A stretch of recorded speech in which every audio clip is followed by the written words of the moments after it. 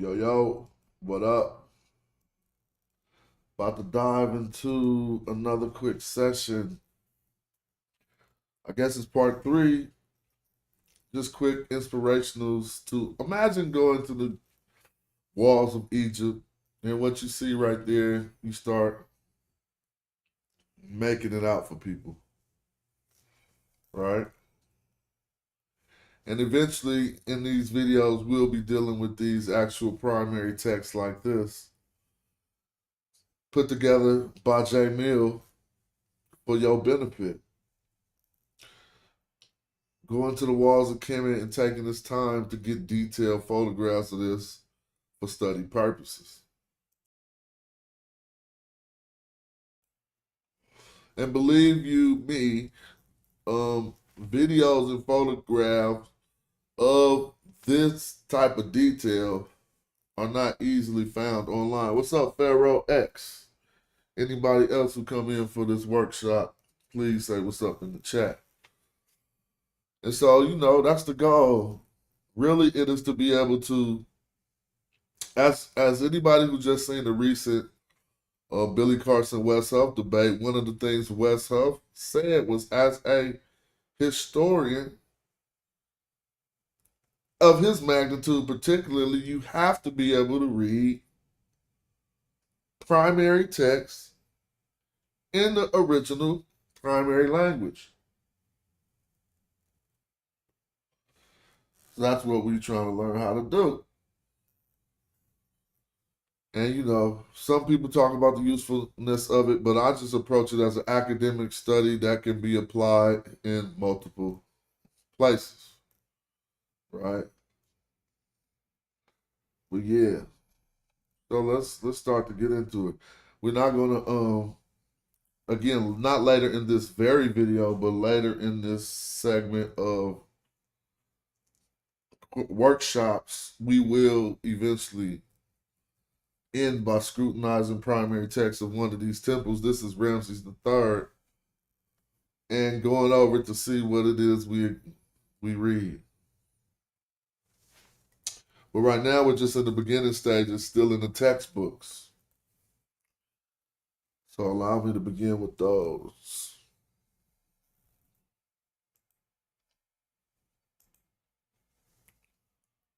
And that's where we at. So I say probably every video, this book I'm using at this moment is J.E. Hope, Middle Egyptian. I like to use various different books, but we started out with this one. And we're going to talk about a simple verb form today called the infinitive. I'll call it the generic verb form, but now we'll be able to learn about it the scholastic way. And I encourage people to read all of this because I'm just getting us inspired and giving small, short, quick lessons. But I encourage you to go get every word up out of these teachings that I skim over as I give them to you, the way I give them to you. So we're talking about the infinitive. And here's Hoke's preliminary remarks. The Egyptian infinitive is a nominal form derived from verbal roots. So let's stop and I don't want to read nothing that go over people's head. A nominal form is like a noun derived from verbal roots, right? But don't let that fool you as a nominal form derived from a verbal root. It functions fully as a noun, denoting verbal action, and occurs in places that one may use nouns with suffixes as direct objects of verbs after prepositions, etc. The infinitive may serve as the subject of a sentence with a conjugated verb or even as the subject of a predicated adjective. In meaning, the infinitive is often closest to the English gerund, also the verbal noun, my going is this example. Much shouting. swimming, after eating, etc. English idioms sometimes prefer to use the English infinitive to go, as in I decided to go at the last minute. Sometimes it may be more convenient to translate with other derived verbal nouns, e.g., the arrival or descent, etc. The Egyptian infinitive has no tense and no voice. It is neither active nor passive, and therefore can be translated either way. Of course, the active sense is by far more common. So as they're talking about whether the subject is doing the action or receiving the action, active or passive. Infinitives are by definition non-conjugated forms. They do not form a unit with a subject. In fact, they often in fact, that is often precisely why one uses the infinitive rather than one of the conjugated nominal forms to be learned later. Before examining the use of the infinitive, the specific features of the infinitive by verb classes are detailed. The most notable feature of this occurrence of the ending T in some roots. Let me see something. I hope I did something right. I just thought about something about my video title. I wonder did I put part 3. Let me know if I put part 3 in that video title or not. If so, I could change it. Right? Thank you. And I'll continue.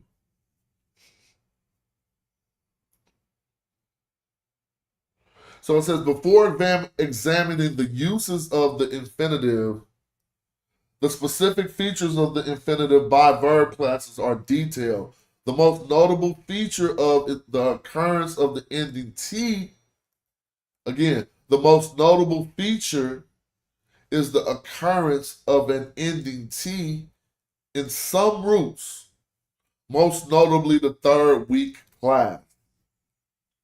This T corresponds to that found in the certain form of the Western Semitic infinitive, especially in the final weak verbs, e.g. the root, what is that? Il or whatever, whose infinitive construct in Hebrew is ilat, okay, going up. So I did read that right. See?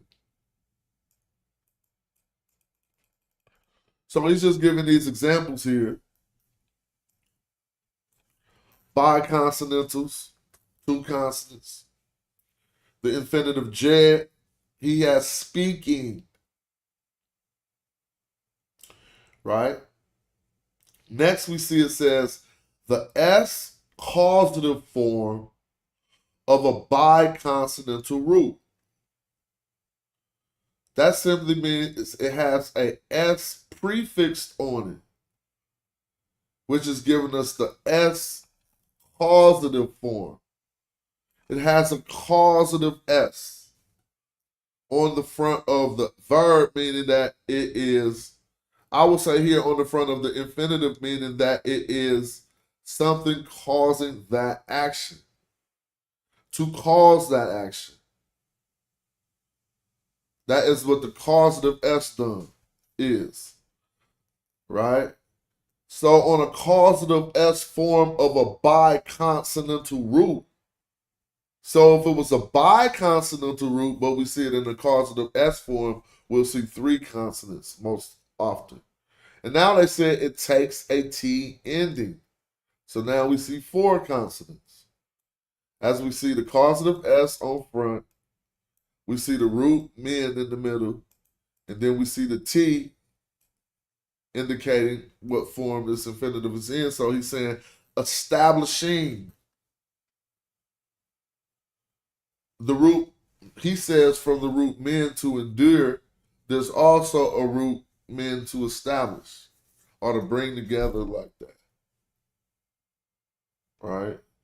Strong verbs, we see all the consonants. And he just give us one example of the word remembering. These are just simple examples of all these verbs and how they are being used. And so we're on the third week where the third consonant might fall off. Peace to the King of Kush. Anybody step in the chat, make sure y'all put up a comment or something so we can get the video popping. I can know y'all there. Third week where the third consonant may fall off. And there's no gemination, but almost always with the T ending. All right? So that means this is a perfect example. We see this all the time and don't know to translate doing when we see the T. So let's break down what he says. This original word, IR, if you're talking about an I, you might say IR, ear, because two I's could be eerie. That's not what we're talking about. When you see IR doing, it is actually a third week. So if you see this word like Eddie K did the other day when he said ear, okay, that you can say that, but really the true proper reading would be eerie. If you just see this I, if you're thinking about, if it's an action of doing, right? But we're going to talk about it. I'll stop. If it's the action of do or make or create. But what he's saying here, it is a third week. So we don't see the third consonant Y. It fell off. And then what happens? It says third week, no gemination. So that means we don't see the R or the second R. And it says it almost always ends in a T. Right? So if we see the I with a T under it, we probably think doing, making, or creating, or what have you, for erect. And for this is to descend, when we see it in this form without its third week I on it, and we see it replaced with the T. So when I scroll over here, it should say descending, or what else could it say? It should say descending. Let's go down and see. Right? Descending. Because of the form that we find that verb in. And so he's going to continue. There are a few, let me see.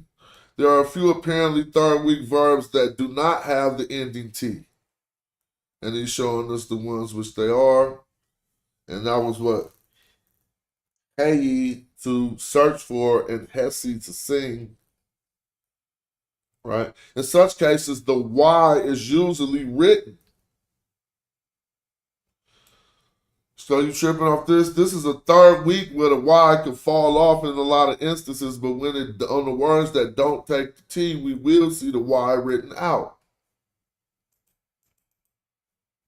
All right? It says, this may indicate that in some verbs, Y was treated as a strong consonant. Verbs of this class whose infinitives do not have a T will be noted in the vocabulary. The dictionaries do not indicate such infinitives, and we should trip off that. So I'm gonna make it easier when we start looking at the glyphs, but this is the stuff we should read first.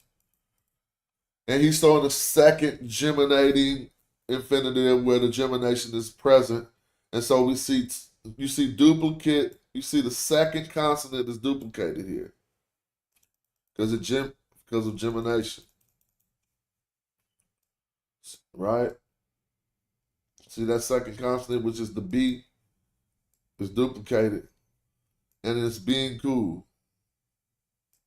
Kebab. Now the fourth week got 4 consonants and the fourth one is weak. And most of these verbs of this class will take a T. So what's going to happen? The Y, the U, or whatever the fourth week is going to fall off and you're going to see a T in its place. So we know this word is initially has an I at the end. But now it's a T here that says himset. That is sitting. Him see is sit. Him set is sitting. And you could say him meset. Him meset, because they probably put E's in between all the consonants. Sitting or dwelling. And they said the dictionary form is him see, just like I just said, him see. But or him messy. But some verbs, I gotta look around my microphone. I'm gonna look at the other monitor. But some verbs have an infinitive without T, and these are usually written with the Y, right? And as he said earlier, and he has the word what heret or traveling overland. Heret, yeah. So now let's give some examples of these as we talk about. He got plenty of examples, but we're going to make it more digestible because we like to learn as we see things. Now, don't think that immutable or irregular verbs is a verb class. He's just telling you mutable means they can change and irregulars means they're irregular. But, so he's saying, Shem, we know Shem, right? It means to go. But if you, now I'm just going to just show you here. You know how they say Shem Hotep or go in peace? Imhotep, come in peace. Imhotep. Well, here go to Shem, and that's actually right here with the S and just this M. But we all see a T behind it. He's telling us still that this is an infinitive with the T to give us going. So Shemet, if we see a T behind Shem, we probably want to say going. Now, this is kind of like when I was talking to Chris yesterday in the other lesson, and we'll discuss this later if he's available. In this instance, this is actually one who goes, but it is going. But it, I mean, what is going? Something is going. It ain't just going. It can't stand alone. And to give this thought, we'll talk about it later. But as we see now, as the T is added on the Shem, it gives us the ing of going. And it says Shem is not, however, a third week root. And for this word ee that we use like for to come, or eu, as we see, now we see it with the T on it, eat, and you see ayut, however you want to do it. If you want to make this be a W, you're going to say awet, but that'll probably not be cool. Ayut, most people say, or something. You. Well, anyway, coming instead of just you, ayut to come, or whatever. And, you know, so any is to bring or to fetch, but we see it with the T, so we giving it bringing. Now, we could go right to the straight text and start to see this work live in action as we encounter certain terms that we scrutinize. We're not at that point right now. They're just simply talking about being over the two lands, ruling over foreign lands and stuff. But we will see that. And even like with a term like this, we see the T on it, right? And so this whole term isn't there because part of this wall is broken off, but we did this survey before on this text. And what we looked up when we found the word, it was a word for like trampoline or stuff like that. But I'll continue. Now, this term that we often see, Erdy, he says usually with the R, and we see the R, the T, and the D hand under it, but notice it can be graphically transposed and have the R, the D, and the T, or it could go either, the T could be in either position. Right? You're still going to do Erdit. Even on this one, you say Erdit. You don't want to say Ret D. It's just graphical. See, Erdit. Erdit, Redit, however you want to say that. Now, in the hieratic, even if you see this one, it's Erdit. It's not Ret Ah. And notice that T is what's giving us the ing in giving. The fact that that T is in there is what we're seeing. All of these examples are gerund and they got an ing. So yeah, I can encourage you to just finish going through that. I mean, actually, he's going there, but and the last one he shows is ma'ah, which means to see. So he's showing us the form, giving us seeing or looking or whatever. See. The infinitive, this verb form we've been discussing all day, as the object of a preposition. Now, the first thing he taught us, it was a nominal form that started from the verbal, came from the verbal root, right? He also told us that that means it can do what? Be used how a noun is used. Because nouns is supposed to go after prepositions. So now we'll know if we see a verb, a form of a verb after a preposition, we have an infinitive as the object of a preposition. And this is going to be strong for our readership to be able to know what we reading and to be able to make your translations be one step better than the other person. No, an M is never weak. An M is never weak. An M is never weak. Only I, Y, and W. You know that. Right? Yeah. So let's check this out.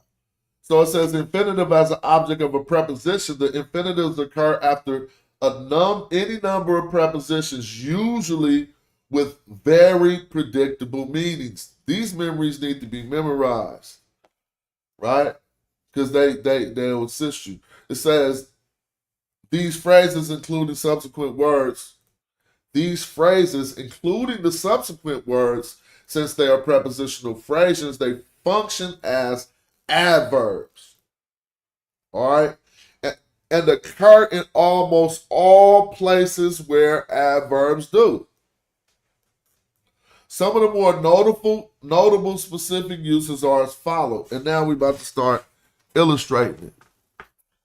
If we knew once you know all the prepositions, then you'll see what we're dealing with. But right now it's going to be a preposition plus an infinitive.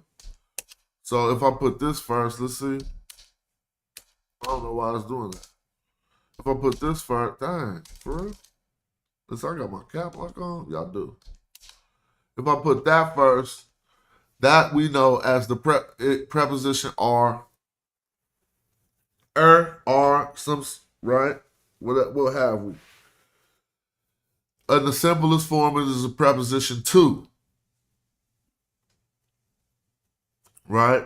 But it gets real complicated, but just the preposition to. But what we're talking about here,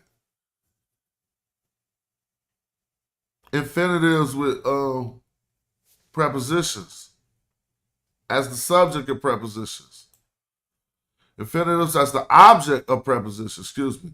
So that R I just drew is going to be plus an infinitive. And it's going to always express, R plus the infinitive expresses purpose. So let me show you this. what he's getting out of this is in order to. And this is all we got to remember. And I'm going to just now go into the Canva to make it easy so that later I'll have a chart of all this stuff. Because I started yesterday with one, right? Where did I start? Did I wind up with Billy on the hot seat? I must not have saved it, so I'll just start another one. Real quick. Just so I can have a whiteboard up while we're working. So it expresses purpose. So what I would like us to understand, the way that I would like to teach this, and it'll be helpful in like a shortcut, not really a shortcut, but I'm going to do the snip so we could do it. And this is, I'm only speaking on in the case of R plus the infinitive, where this is what we'll learn will be true in a cool little shortcut. So then I need to go grab that snippet. Let's see. What happened here? Hold on. Grab that snip and put it in here real quick.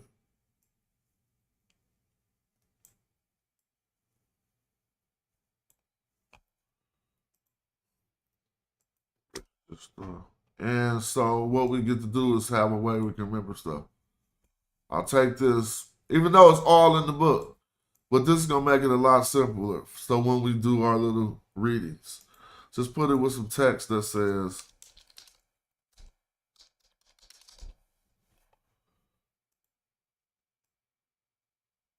I'll put it like this. In order to, right?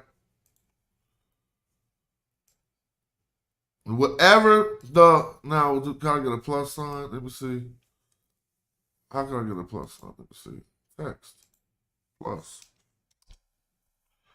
So it's simply in order to, right, plus whatever the infinitive is. If you see an R. So now when I come back here, and if we start to play with that, and suppose the infinitive was what we seen. Let me see. And then they said, you got to remember what we learned. So they probably do it like this. They probably wouldn't, but they definitely probably wouldn't put the T under it, but who cares? Let me see. And then I'll put the T behind it. So we just talked about this infinitive, which means, well, you can see it in any state, right? But this means to go. This version of it would give us going. So what you going to get with this? And let's see if he used this version or this version when we look at it. But right now I'm using this version because this is the one we're examining. You're not going to say in order to go in, but that is what you're going to get out of this. And you probably would still just give it in order to go. Because this doesn't mean in order to, but if you have this preposition plus an infinitive, you're always going to get the predictable meaning of in order to. So we go back to the book because it expresses purpose. So this one says in order to do. Even though he took the word doing in an infinitive state, just like I put going in its infinitive state, if you see R plus that infinitive is going to be in order to whatever that infinitive is. Here we got another one for descending. So it's going to say in order to go down, I bet you. In order to go what? Down. Told you. Because he didn't want to say in order to descend. But in order to go down. So when we see this in the text, that's what we're going to say. In order to descend, in order to go down. And now this is relevant because what did this text, where is he getting this from? He's getting this from the tale of the eloquent peasant. And he said, hot. He's doing this in order to go down the Kemet. So definitely we want to be able to know how we refer back to things and what lessons we can show people. Look, go read R plus the infinitives in Hope, which teaches you here this is in order to go down to Kemet. Now this is a very common use, much less common. We have the R. The R has the force of the comparative or superlative. So let's talk about that. Another aspect, and Chris whipped this out yesterday in the teaching, another less common aspect of this R, let me put another one, duplicate that. Another aspect of this R would be, duplicate that too, comparative or superlative.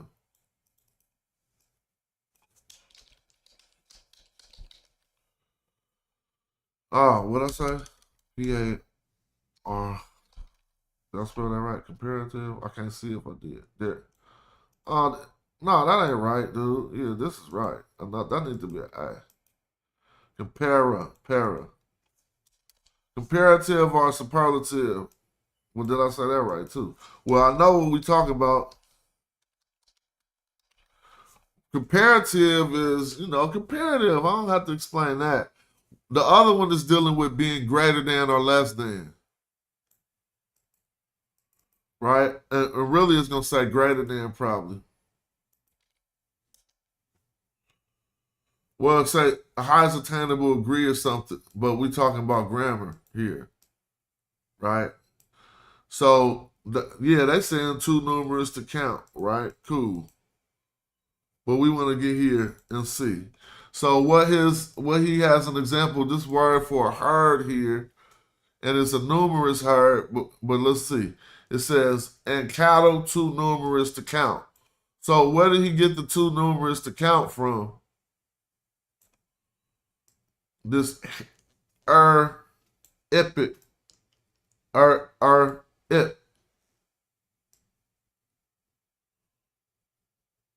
So that ain't comparative, that's superlative where they giving it. Where he said too numerous to count. I'll get it. Right? Oh, how about ear in Spanish means to go? Oh, I don't know. I don't really know Spanish. But that ear wasn't meaning to go in Medu Netcher. It meant to do. All right, hold on. Let me try to whatever, man. I don't know what's going on. The whole page lit up. I can still read it, so I ain't tripping. So that's just R plus the infinitive. But remember, I said wrong. I said comparative, which is true, but then I said superlative was the other wrong thing. Superlative, they're saying in the sense of being numerous with respect to counting. Oh, you know what I'm saying? So when I came here, it gave us the highest attainable level or degree of something as an adjective superlative, means highest in quantity. You feel me? And comparative was give us great, sometimes greater than, less than, like what's after the sometimes better than what's before the R. But mostly you want to know the most common use cases in order to do. Now, this is one that expresses, this is kefet. And notice here, it don't look like it say kefet because it's graphically transposed. That's not keref. That's kefet. So if we see kefet plus the infinitive, it expresses a temporal relationship. When whatever that whatever the infinitive is. So let me give an example of that back on the J-sesh. And I'm going to spell kefet the wrong way so you can get used to graphic transposition. Now, I'm not spelling it the wrong way. This is the right way to spell it. But I'm going to show you two examples. That is the X sound or the KH sound. Right? Now, you could spell it like this and put the F after it and then put the T after it. It still spells kefet. But you notice in the example we seen, it goes like this.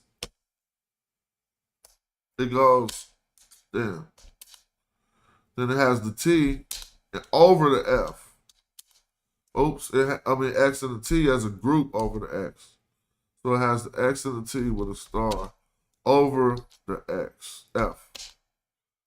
This doesn't say cat F because of what we learned earlier about graphic transposition and the way some glyphs go. Sometimes they'll just write it a different way. This still says kefet, right?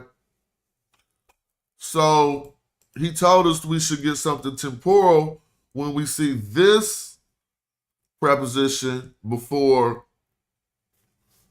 the infinitive. So if we're going to use the same infinitive in every lesson, shemet, right? Which is going. Well, when we encounter this, we already know we got a preposition plus an infinitive. So we identify which preposition it is, kefet. So this is going to express something temporal. So this is when going.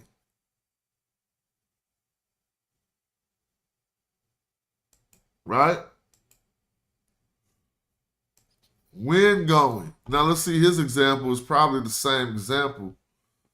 He put when someone got there or upon arrival. So let's illustrate that.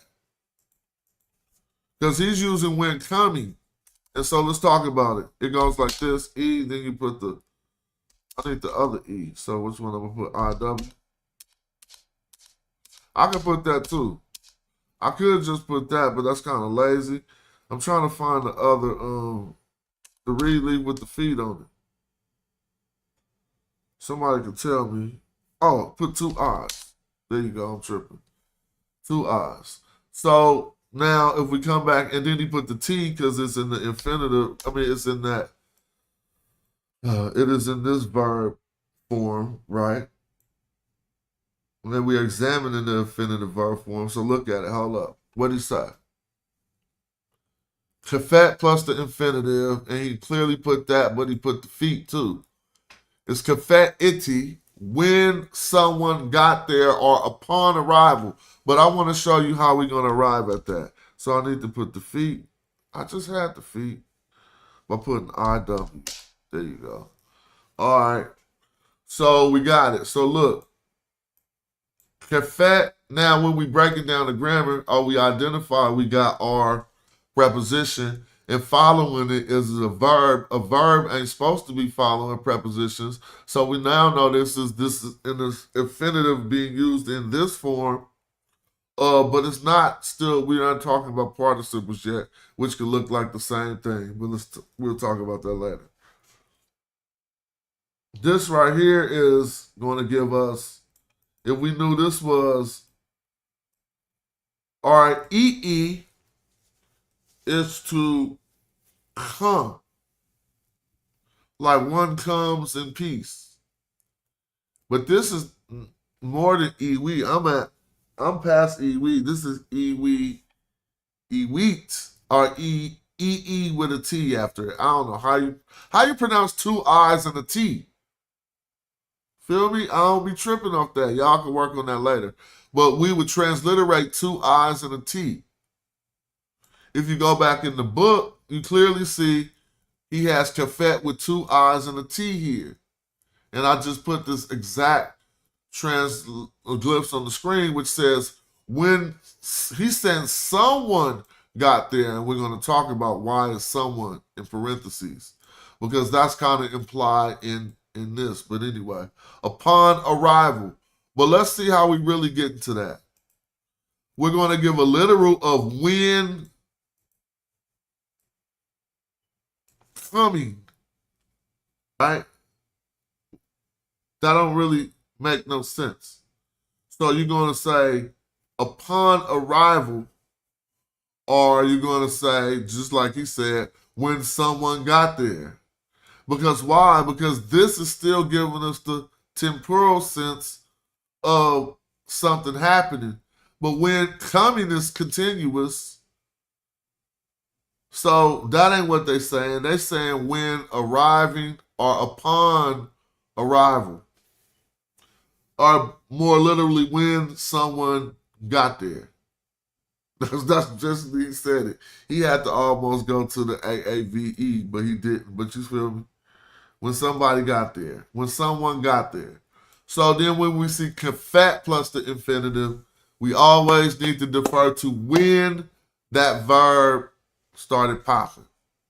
Or better to say, it expresses the temporal relationship with the verb.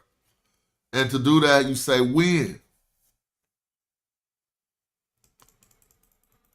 Mket, that's another one we're going to see. It normally, we already know it means after. Right? But this is going to say it expresses prior action. So now let me give an example of that. Mket about to mean action. I mean after, right? So I'm just going to change the preposition and go M. Then I'll put, what, XT for this cat? And then put I thought I seen it spelled out under it with X with a T. Let me see. Let's see if that was spelled out like that. Yeah, it is definitely like that, but it has a IW after it. So this is MCAT all the way back to here. Look, let me break it all the way down. M. Remember, you learning the glyphs, right? So you're remembering these sounds. That's the M. So you got M, but we ain't looking at it as just the preposition M. This is a whole prepositional phrase. So this prepositional phrase is MCAT. And it can stand alone to mean after. Or Mba is before. MCAT is after. Right? Okay. So MCAT, right?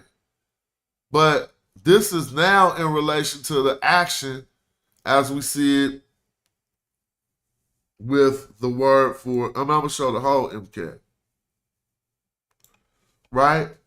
That's the whole term or phrase to mean after, basically. And then here's the action. So if we see this means coming to like in a direction or something, you can still say after arrival. But let's see. After coming, because let's see if he's going to say what it does with the sense of temporalship. Oh, now I used a different. I apologize. I used a different. He says M. He got a different one. He has MCAT ma'a, so we can't see. But he does say after seeing for that. I put MCAT and use my same example of eat. So after coming, just like he said, after seeing. But what it does is it expresses prior action. So we're going to look into some text right after this, and we're going to have some hair plus some infinitives, and we're going to be able to see we better be able to do that. I mean, we should be able to at least be encouraged to do it. So hair plus the infinitive is one of the most common ones we'll probably see, and it expresses an action in progress. This is the one we're going to use. So let me show you. This is the easiest one, too. I'm going to put it under this. We got hair, right, with an R under it, plus whatever the infinitive going to be. So I can copy this infinitive. Well, excuse me. Let me see. I'm just going to do it, just to be lazy. Copy and paste that infinitive after it, right? And we got hair, a preposition, plus an infinitive. So now let's go back, and it says it expresses an action in progress. So if this says coming, how do you express that this action is in progress? You could just do that. That's why hair plus the infinitive is the simplest. Because you could just say, okay, when you see hair plus the infinitive, you can express this in the form that it's in. Because this says coming already. Yep, if I put the word for see here, and we see hair plus my eye, we will say seeing. And let's go back to the book so people can get a grasp of that. Because it expresses action in progress. So he says right here, the equivalent to the English progressive tense, am doing, was doing, will be doing, right? Or will continue to do. So hair plus eret is doing. So then you could say hair plus shemet was listening. Then if you want to go further, coming or is coming. Right? And that'll assist you too when trying to make these translations work. Knowing those options. And that's hair plus the infinitive, expressing action in progress. M plus an infinitive. Let's go back. So don't confuse this with M plus an infinitive. Let me show you how they're going to look just the same. If I put an M, the difference is the infinitive starts right here. So M plus the infinitive look like that. This is MCAT plus an infinitive. MCAT plus an infinitive is when it expresses temporal relationship. So MCAT, a temporal relationship with this verb. So this is MCAT when coming or upon arrival. But now we just got M eat, I'd say. However you want to say M. I don't know how to pronounce IIT. So you can say yeet, M yeet, right? Whatever. Because you can make them a Y to pronounce it too. And this would be, now this is going, I think it's going to give us motion, but let's look back. Yep, it does give us motion. M plus the infinitive of verbs of motion, mostly the equivalent of hair plus the infinitive, is coming. Less commonly, it has a temporal meaning, at. But M with verbs other than verbs of motion, various meanings are encountered. But when dealing with the M with the verb of motion like we have here, like coming, when it is just like hair plus the infinitive, and you can say is coming. So the top one is after coming or upon arrival. And this one is still in the action of is, they still come. All right.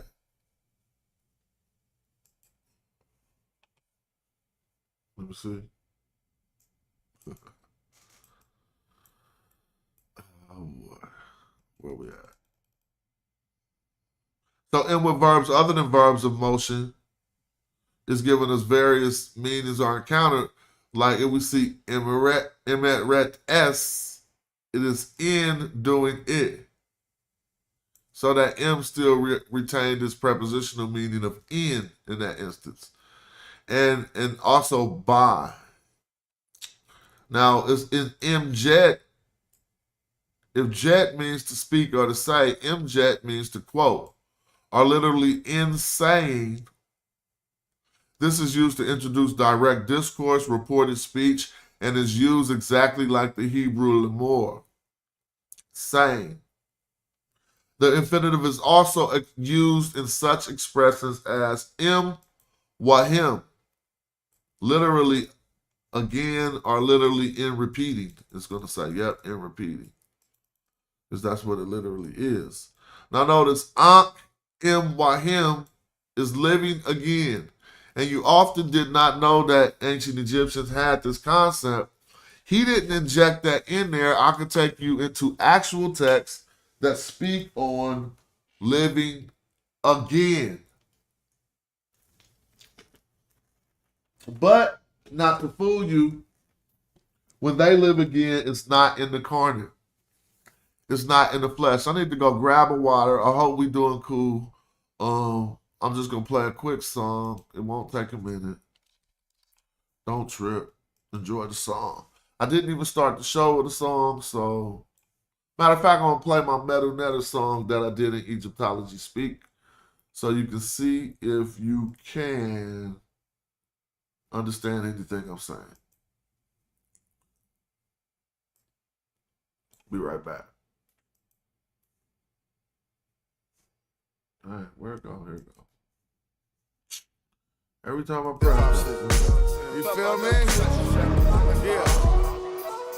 New part-time that I kept a rule, I'm in a tap my try never cock him. Hotel. Never high vibe, puff a new session. Say my heart is happy. Never high vibe, puff a new session. That I write for God, you know what I mean? Never high vibe, puff a new session. They say my heart is happy. And I praise God every day. A new Tefek, to another kept a room I try. I'm in a tep, never cock him. Rena, M. Shenu, pass I ride the Sue Biddy. He too witty, never mental. Kept a rule, shooting at the rule to a right side. Jedi, Medu, Netcher, the fair. Yeah, Jedi, Ray and Kim, the fair. Heard him, my mentor, Saru. Neb Key Ray, my Karu. Directly to the center of the cipher of the soul. I don't really know how to say that though. All right, he gave us some examples here. Infinitives and their logical direct objects. Infinitive can be followed by what would have been the direct object if it were a conjugated verb. So it's the logical direct object. Note that unlike the true direct object, which uses the accusative dependent pronouns, the relationship here is usually genitival, since the suffix pronouns are almost always used. Excuse me. The dependent pronouns are used, however, when the dative or other words must intervene between the infinitive and the pronoun. So he's going to give some examples to make that well understood. So we got the MCAT, so we remember that's after, right? Let me make it bigger. Got the MCAT, so that's after. RT is making, to make, but we know it's in this form, so we say making. This S can be her. You know they're not making her, so we translate it as it. After making it. After making it. Now he said after the making of it, literally, that's fine. Oh, now let's look at this one to see if we can just do it without the stuff. Now we got my. Now see this chart right here is going to help us give a proper translation of this better, because we know what we just witnessed. We got a preposition, plus we got the word ma'a, which means to see. Now, if we go back to the chart, we're going to say could possibly mean in order to, which works perfect. Or we could say, is it comparing, or is it superlative, a greater sight? No. We're going to say in order to see, hair. Now we got hair in neb e. Now let's trip off this, because first we got in order to see. If you want to break that down, let's see if it says that next. And then we have hair, right? Now I don't want to confuse you. This hair has a single stroke under it. Okay, so I'm not going to be tricked. I think this is going to say the face, knee, belonging to Lord my. In order to see the face of my Lord, is what this is about to say. In order to see the face of my Lord. Now, the reason why I was able to hit this exactly ain't because I'm cheating. It ain't because I read it before. It's because what Hulk is teaching us. How to make your translations hit bow like that. You feel me? Because you just seen the system that this R is giving us in order to. We know that this is seeing. We see it gerund, right? We see the two, not gerund, I apologize. We see the germinating. We see the form that this is in, right? If it's germinating, it's not going to take, if we remember, it's not going to take no another consonant at the end. This is just to see, in order to see, face. Now, how did I know this was a knee and that this Y was in parentheses? Because you'll know that, because when I entertain, see, this is the thing that tipped me off. And it'll tip you off too. Hair would be a preposition. But this in would also be a preposition. You're never going to have two prepositions going like this. That don't make no sense. Prepositions connect nouns. Uh-oh, shout out to the sheriff. Gifting the memberships, I appreciate that. Right? So these would be,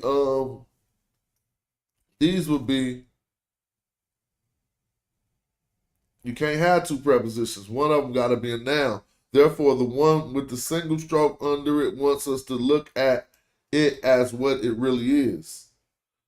This right here, but not this one. Don't confuse that. They don't want you to think this is a bow. But it's working that way with this hair, knee, nab, E. Nab, E. And so now let's go to another example and see if we can use what he taught us. Okay, we got this one. Now notice this. This one is just a simpler version of this top one. So all of the answers is really right there. All you got to do is figure out what this F means. So I'm going to let somebody in the chat put up the answer to this because it's fairly simple.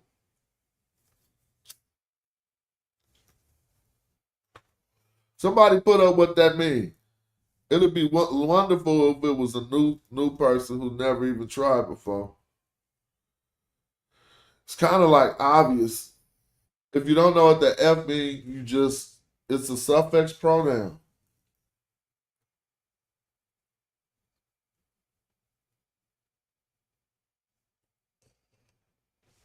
So, no, you messed up, but you're doing good, Shazmoo. You said after seeing it, as if this was an MK. This is a R, remember? No, not upon, in order to. Don't forget that. Again, shout out to Sheriff for the gifted memberships and shout out to the new members. Hope you can keep and maintain that membership. Now I say like this. Yeah, in order to see it. You can say in order to see him too. But I possibly will say in order to see it, and unless I seen the context that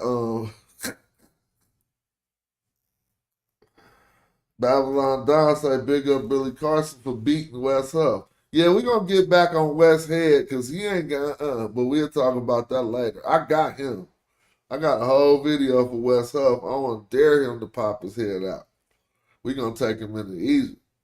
Oh yeah, but that's true. But yeah, I thought so. But anyway, I think it's gonna say in order to see it, but Shazmoo could be right. In order to see him is an option. And really, why did I say it? Because you don't got the rest of the context of the sentence to even determine they talking about him. So I just said it. Right? Always remember that this could be he, him, or it, this F. And then what is this next example? It was a bit longer and it's a bit funner. So I'm going to snip this one for y'all, and I'm going to peep game and how y'all all know this already, just from what we learning. Watch this. Wow. All right, look. I'm going to break this down.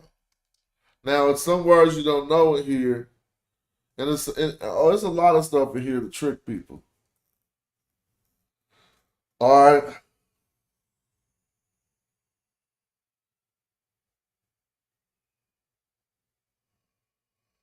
So I want to just work with this. Let me just do it. Oh, I'm glad he got the answer there so I can really qualify this. Now, we all remember that this is our MCAT. And if we meet MCAT with a, now look, so now this is going to help us out. I love this. God, I so love doing this. That's why I was asking myself, do I want to stream on some nonsense and get hella viewership, or stream on what I love to do and just let the people who like that come? And I just chose this. I'm going to come crazy later, though. I'm still growing the page. It's nothing. But right now, I'm on this. Now, check me out. What do we learn about the form that the infinitive will be in after a MCAT, especially when it is a what? Well, you see this word gim here, right? So it is biconsonantal, and it is not second week or none of that. It's biconsonantal. So now we should assume, instead of assuming that this word is tough here, like a lot of our we could have made that error, and we're gonna look at Hope's answer. This is the only one I probably could make an error on, but I'm not, because this ain't the word. What he's teaching us is this word gim, which means to find or to look for, to find, right? Is in a form with a T on it. Right? So when we look at the transliteration, we're going to check that. And if it's not in the form that I assess, we'll explain and understand why. Therefore, this, as he taught us, if these infinitives can work just like nouns, this is a suffix pronoun on this infinitive. So this is after he finds, no, after he's found. Because next it says by. This is just another by. You know the end that can mean by? This is another way to say by. It still says in. You can say yin. After he's found by. Who is he going to be found by? The chati. Chati. You just wouldn't know that until you understand that this bird, when it looked like that, is a bird for a vizier or a visor. And it's not chati-e. It's not going to say chati-e. It's just going to say chati. Capital T-A-T-Y. So what do we have when we say chati? If you know the Y don't be there, you don't see the Y right there, you can already say, how many consonants is that? T, T, Y. Chati is the third week. You didn't have to learn that from the book. You now learning the method. Do you see a Y in the green, the final green circle? Ain't no circles. Square? No. So we can already say chati may be a third week. And when we look at the transliteration, there may be a Y in parentheses. But I haven't translated this yet. So using the system he's teaching us, this has a MCAT has a temporal relationship to, hold on. Let me see if I need to fix something. Because now I'm thinking, is this MCAT is after? Yeah, this is after. This is not when. Y'all can help in the chat. We workshopping. I'm gonna put after he, but this is not he found. This is after his finding by the chati. So how would I say that in order to make my translation match perfectly? I might say was, but I don't want to make this found, because that's complete and done and over with. So how do you say after his finding by the Chati? All right, well, let's see if I'm being too rigid, and let's see what he says. First of all, he didn't, after the vizier finding him. See, he kept saying finding too. He didn't want to let go of the finding. Notice that? He switched the words around in order to make finding fit properly. I said after his finding by the Chati. He said the same thing after his finding by the vizier. After the vizier finding him. So just know when you're going back into English, you could take prerogative to move the words around to make the sentence make sense. As long as I had it nailed down, though.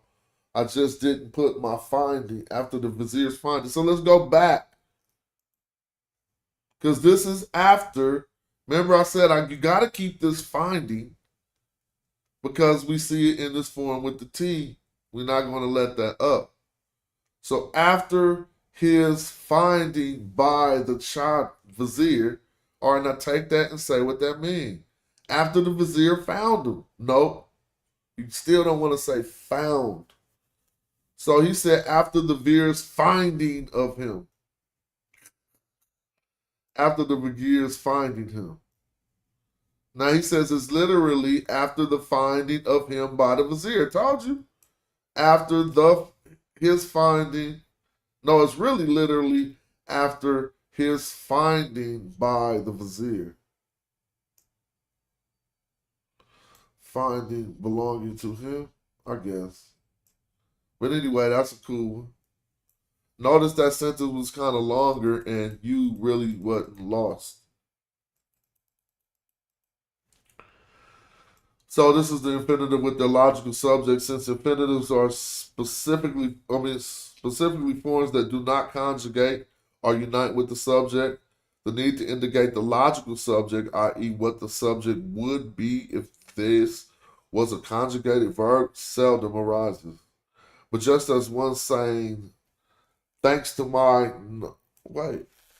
just as one can say, thanks to my knowing the manager, we got front row seats. So too can one express the logical subject in Egyptian. You feel me? He broke that down. I'm going to encourage you to finish reading this whole book. With intransitive verbs that do not take a direct object, i.e. verbs of motion like going, coming, arising, the logical subject is expressed either with the suffix pronoun attached to the infinitive, like we just seen in that example, or the bound formation with the noun following the infinitive. And examples are not uncommon. All right, that's kind of cool. Dang. We could just still analyze this since we already put the words on the screen. It don't matter. So, M per. Now you see how you put a T on here? Oh, well, I'm sorry. Let me make it bigger. Imperet nefer him. Right? I just had the words on the screen. Do you remember what that means? How we working this out? If paret is, so this is pari. If it was in this simple form, it would be pari. Because it is a third week. Meaning the third constant ain't there, which is a Y. It fell off and it got replaced with a T. That replacement with the T let us know that it's in this infinitive state of coming forth. Right? I remember the ing, coming forth. So if this is in coming forth, now this is a compound word. Him, Netcher, is just a priest. Right? Him, Netcher, is just a priest. So, in a sense, what you gonna say? In the priest coming forth? Let's see. In the going out. Okay, he's saying going out of the priest. Okay, I'm fine. Yeah, go out, go forth. You're right, go out. Right? But just know that in the book of coming forth by day, this is the same word. And it ain't the book of going out by day. But to come forth is to go out. You just got to think about that. If someone's in a room and you're in the hallway and you're in the next room, them going out the room is them coming forth towards you. I'm just giving an example. If this person was in this house and he went out of the house, he came forth to the person who was outside of the house. I ain't mad at that. So now you can work this one out. It's not hard. I might snip this one if I don't put the answer. Hold up. Don't worry about that. I'm just trying to situate it so we can get a lot of it on the screen. And then I want to snip it so I can break it down. So then what you coming across when you run up on this? Now notice how I'm creeping longer and longer text on you to get you easier with not intimidate. A long text start to intimidate people. But you know the key elements to break it down are almost a third of this text right now. You can at least get to right here just from this lesson. Look. Incorrect. You could tell people the meaning and the grammar of this, even if this was your first lesson, because let me show you why. This isn't MCAT plus the infinitive. This is M plus the infinitive. Now remember they told us M plus the infinitive might express various meanings of in, by, and all of those. Now, I want to look at this, and you know that suffix pronouns can go on these type of infinitives. And this could mean her, she, or it, right? So if you think it's in it coming forth, then you'd be attaching this S to this as a suffix pronoun. Now, what if you didn't think it was that? Then you'd be entertaining that this S and this M is making the word. Oh, this is hella funny. How did this happen? This is the sentence we just was talking about. Now watch this. So that ain't going. You find that sim isn't a word here, and you're gonna see okay that this S must be a suffix pronoun on this first. So now this first phrase is if you entertain that this is about a woman, you're gonna say in her coming forth or by the M is by. This is the pronoun her, third person feminine, her, it, or it could be it. I'm going to think this is her. By her coming forth. Now, why am I saying coming forth? He just said going out in his last one, so let's stick with that. By her going out. No, this is coming forth, dog. Because you know what he put next? This is the phrase, a part of the phrase I was talking about. A preposition. By. Now look, you got an M right here in the front in the yellow with an infinitive, which is a verb nominal in its nominal form, so it's with a preposition. But you got an M right here with an actual noun. And you notice how a person who didn't know what they was looking at, or was, in my beginning stages, me, couldn't really distinguish the difference between what's happening in the yellow and what's happening in the magenta or whatever. I don't know what color this is. Fuchsia, right? But what's happening here is just simple. This preposition is serving its actual function. It should function as because this first one is nominalized and prepositions connect two nouns. So in a sense, we can see that this is just by day. Heru. Remember we said part M Heru? This is M paret S M Heru. M paret S M Heru. M paret S M Heru. By her coming forth by day. All right, well, let's see. Now we have plus a what? Infinitive. Remember that infinitive to see? So this is seeing. So by her coming forth, is this superlative? No. Is this comparative? No. This is going to give us in order to. So it came forth by day in order to see. It can't see. So she came forth by day in order to see her house. Now, I bet you I might have hit that 100% like Hope put it.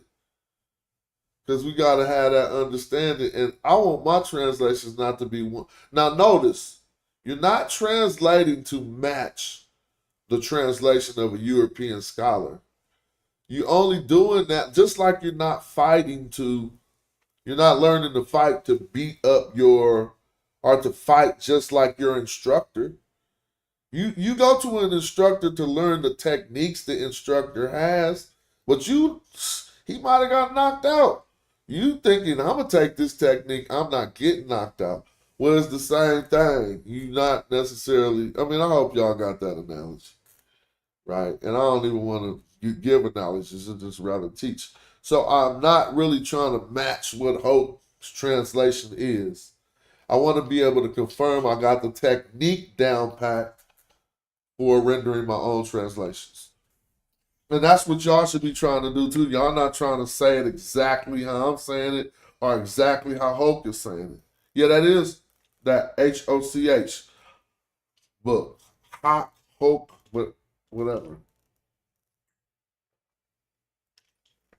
It just ain't Hotch, like I always call it. But so then I would try to translate, trying to match it right, I'll probably be like, her going out by her going out by day. No, I wouldn't say by that many times. In her going out by day in order to see her house. That still sounds kind of weird. In her going out by day. She,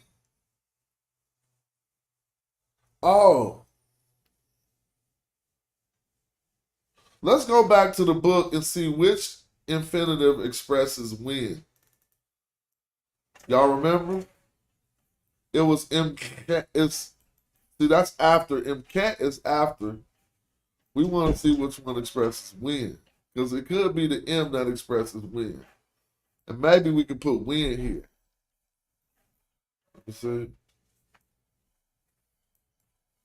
Our M plus infinitives of verbs of motion. I don't know if we're dealing with a verb of motion. It's just ing. It expresses that is happening. I just want to make sure it ain't the one that say after. Oh, kafet is when, and mcat is after. Okay, cool, perfect. So then this book would have to say, it was not it. This is going out. And her going out by day in order to see her house. That still sounds weird. But I think that's what he put. In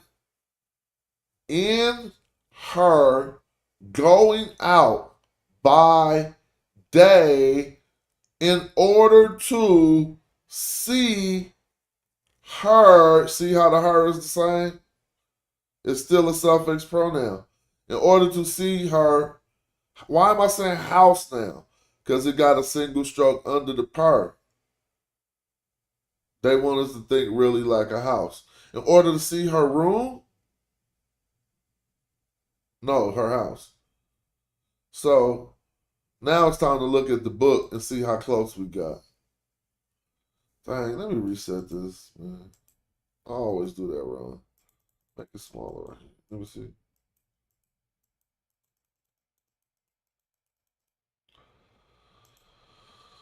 Let's see how far we got on that.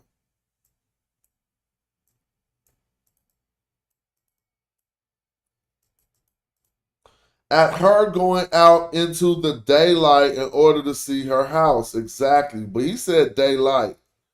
That don't say daylight. He put extra on that. She went out into the day. Unless it's Perdim Heru is coming forth by daylight. See, got him. But yeah, I'm still with his translation 100%, but I would just say day and not daylight. So at, he said at, I said in. Remember they told us that this M could be at. He thought at was more suitable. At her going out. Let's go to the back to this. Where's it at? I can minimize it so we can see them both. Even though it's on the screen, when you see it with the color, it'll make it better for you. Now he said at right here. Her going out. He said into. I mean, that's qualified. You can say into with an M. Into the daylight. Nah, that's just into the day, bro. In order to see her house. All right. That was kind of cool. I'm going to open up the chat.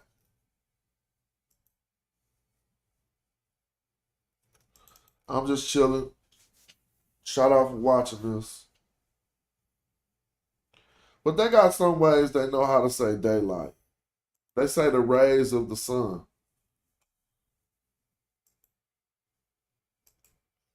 Right?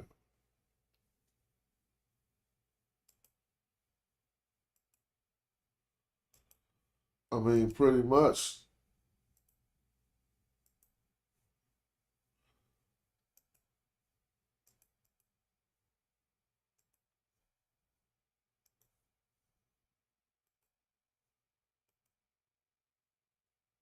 I'm trying to share the link. Just give me a chance.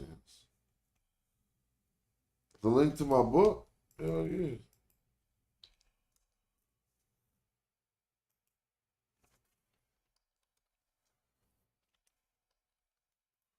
You Google back like Osiris, just take me to my book.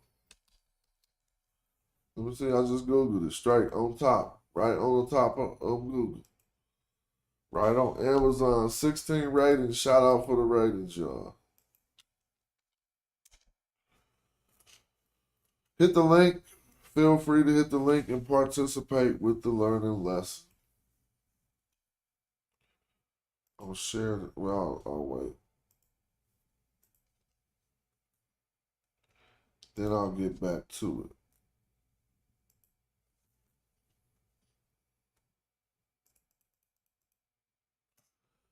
Oh, we already did that when his father found him. Oh, no, we did a different one.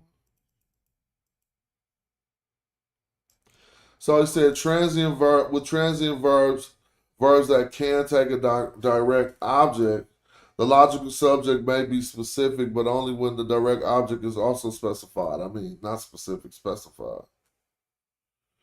In this case, the logical subject is either a suffix pronoun attached to the infinitive or a noun is bound formation following the infinitive. I got that.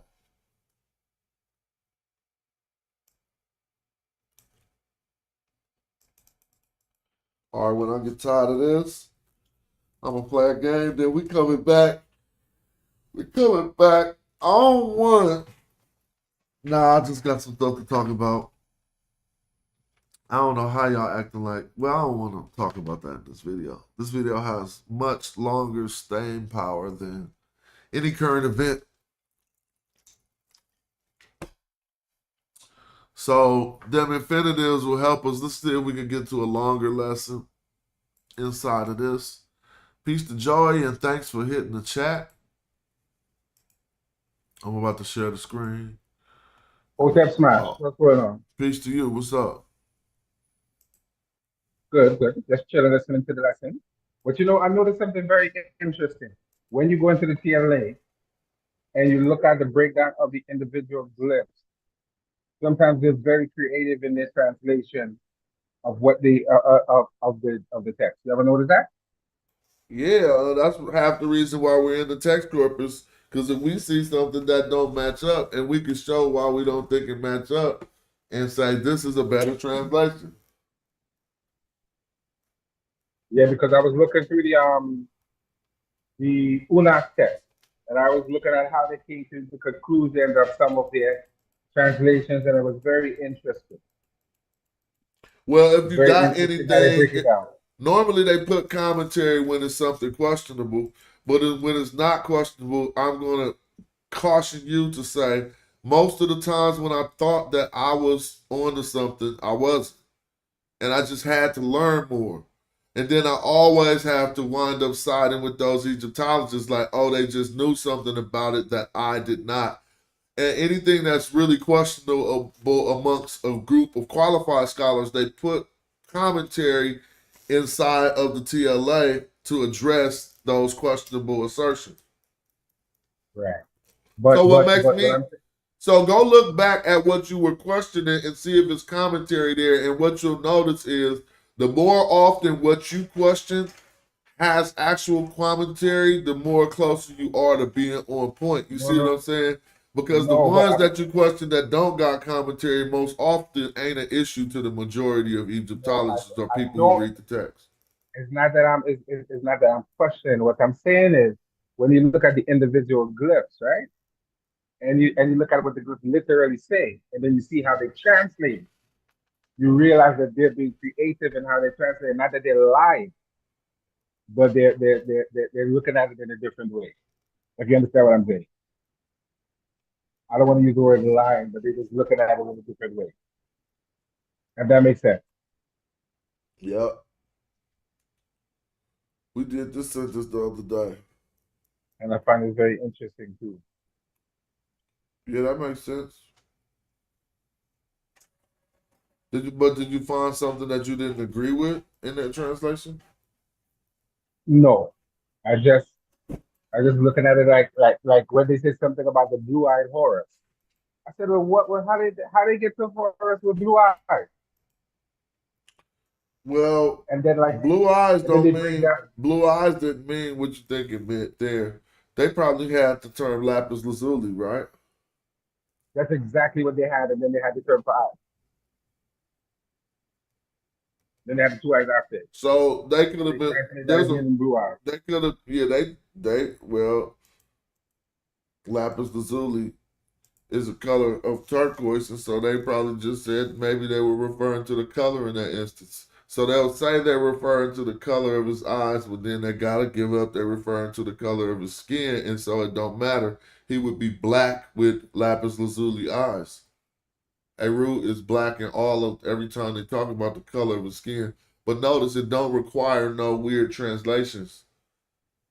No, it didn't. It didn't. It didn't really. No, I wasn't weird. But I It wouldn't made think sense. that they were saying that his eyes was of lapis lazuli and was talking about the color. Smash. I'm gonna go a little Negro intuition and spooky here and say that because these are spiritual texts, there's a whole other meaning that we're missing because we don't Well, we you can don't say have that, but you won't the be able to first-hand prove it information. until you find out what that meaning is and come back and teach us it. As I said, it's just a theory because I realize that with a spiritual text, and you see these things, it can't. There has to be some esoteric meaning to the blue eyes and the skin and all these other things. Some of which we don't know, some of which we do know. That's just my theory. I don't want to put that out there as fact, but that's what I think. Does that make sense? Yep. Ow, that's So the when one I you, was looking for. Ow for length or long. Yesterday we was talking about this term when you were reading yesterday. Yeah, that why makes is sense. it, why is it every time I see this word with the like the rib cage, I think it is it, like the backbone or something. I think it's a, You you might be. know, I was looking at, um, Reggie put something on interesting when they were having this discussion about the wasp scepter, and it was Mario basically was explaining something about the jet pillar. He said when you look into the anatomy of a cow, the jet pillar seems to be like the ribs and the backbone or something. It looks similar to a cow. You ever heard that before? Some of those glyphs are the inner parts of bovine. So yeah, Yeah, but he said he thinks it might be like a. He showed it though. If you go back on I think one of the old things you might see it. Reggie did a presentation on it, so you may see it. yeah, Oh,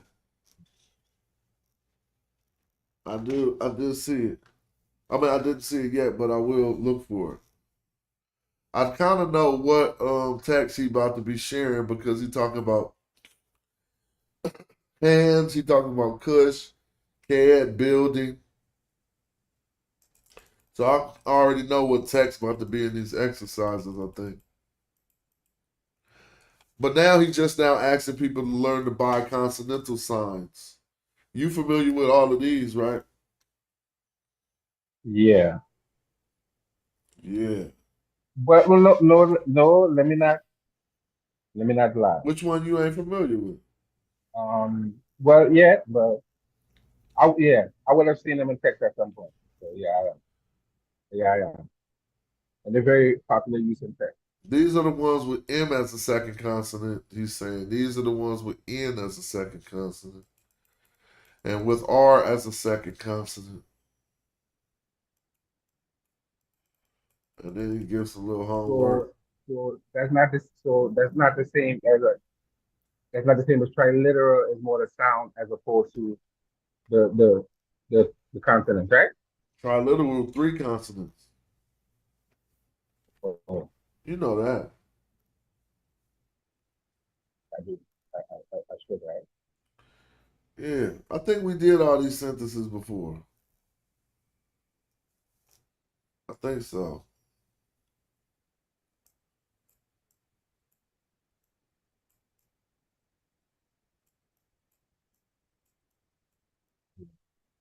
I I don't think that know. was what yesterday, or the day before. We reviewed some of those. I've been doing a lot of these for a while, just popping them on the screen. I'm just looking. Oh, this is him going down to Kemet, right? Let me see. Yeah. If you wrote Look, that. I'll be going down to Kemet to bring some provisions back for the children. If we was to Yeah, break down the that kind of grammar stuff. of this, all right, let's break down the grammar since he ain't showing the grammar. To see how we know what he's saying. You pretty much know all the grammar parts of this sentence. I I could probably struggle through it. All right, I want to snip the sentence. Do do do. This is from the eloquent peasant that we often talk about. And this is the famous line where someone living in the borders of what we call Egypt say, hold on, I'm about to go down to Kemet. So we use this to show the scholars Kemet wasn't all of Egypt, unless you can explain this text right here. So it's And good then good to be familiar and with then you this. have to realize and they have to realize Egypt wasn't all of the country either. Egypt ain't even in this word. They just use that to translate. Hold on, I'll be right back. I mean, you can go ahead.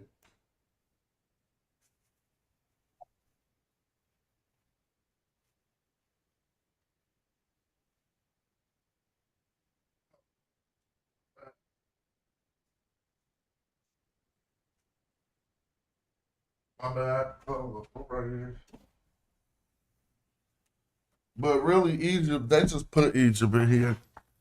And it's so Yeah. problematic that it don't work because he's going down to Egypt. But we're going to break down the grammar parts. Okay. The first word Go ahead. I'm going to starts press with mute. that neck, right? No. Neck, right? Is that what that said? First word, right?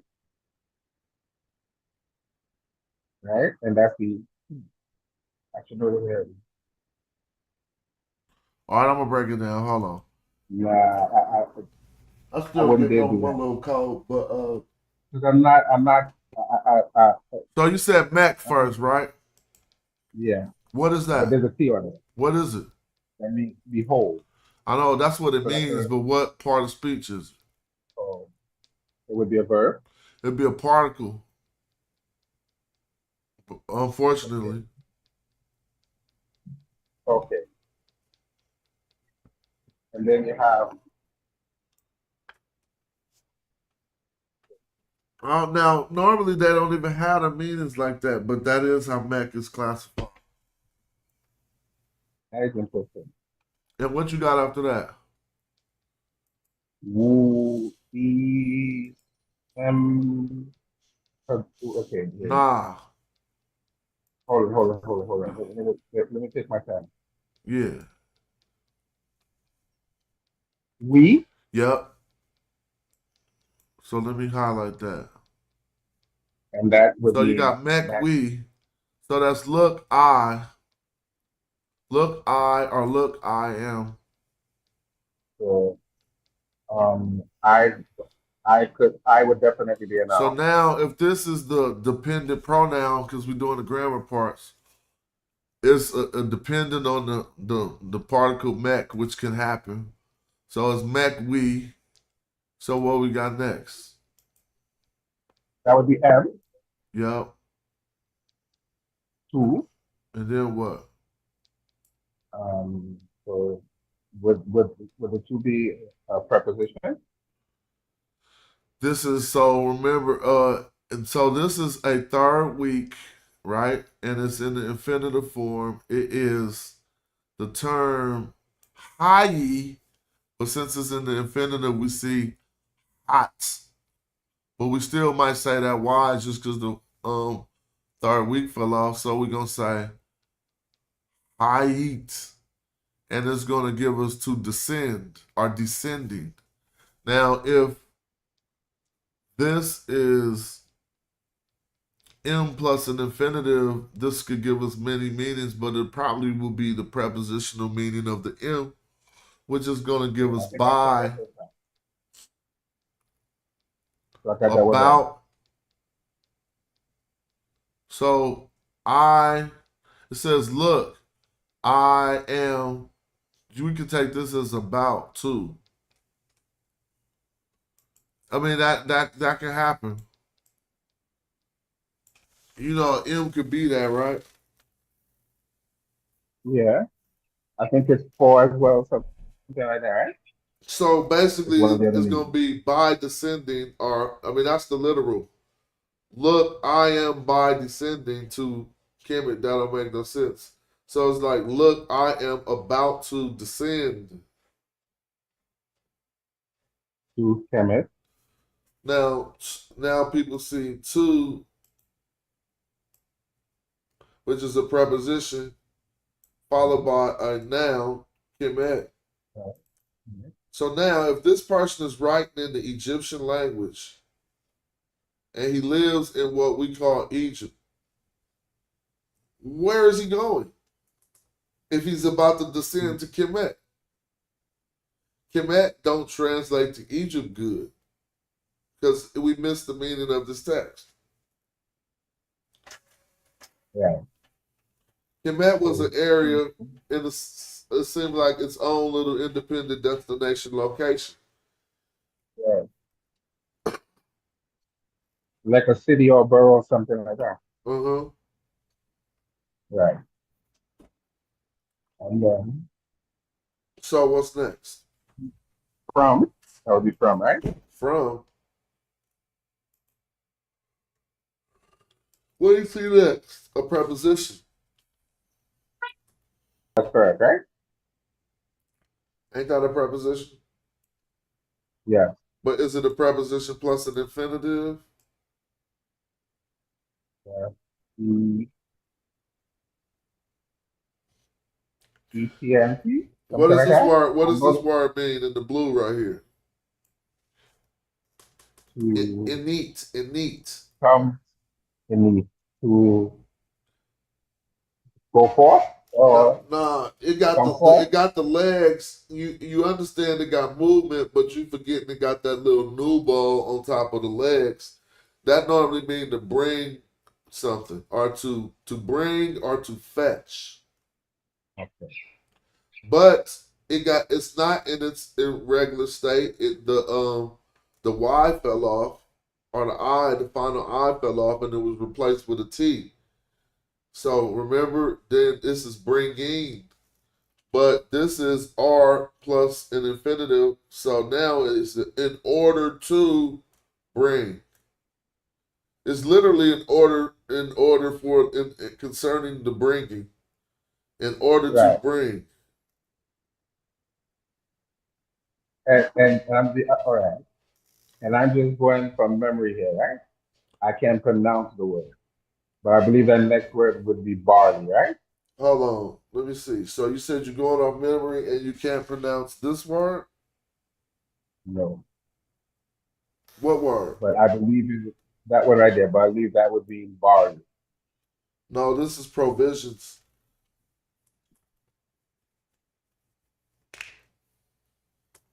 Provisions. Now I think it's like I can or something. I could, I can do or something like that. But it's provisions. I just see it. It could just be what I see, the A and the X or whatever, and that's not an A.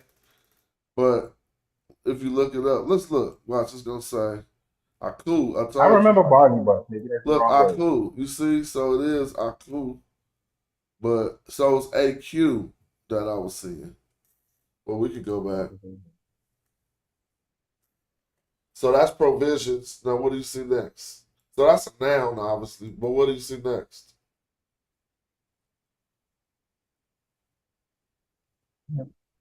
In? That right there. M. Yeah, yeah. So what that mean? Or Nah. wait. Oh, I should know this already. Use this word all the time. Use this word all the time. Use this So word all that one M, when it's just an M, it means something, but when they write I M, it means something else. the time. So M would mean I M means there. There, in, but there. bring back. Huh?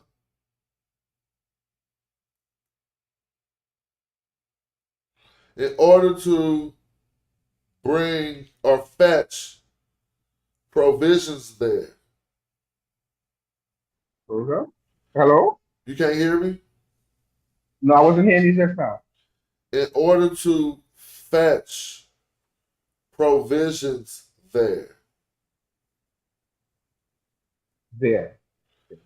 In order to fetch provisions there is an adjective or is a preposition. It's not the preposition if it got turned into the adjective to describe where he fetched the provisions. In order to fetch provisions there. Now, what is this? That would be for. Yeah. For, in, for who? That word to be children, right? What's the word? That's cheap. Oh, shit. Huh? Oh wow. You don't know the word? You know the word. Yeah, I know the word, but it's escaping me. Peredu. Correct. Because it has this ooh right here. Kred to be children. R KHRD. Karedu. No, Kared would be a child or a child. Karedu would be children. But we ain't finished.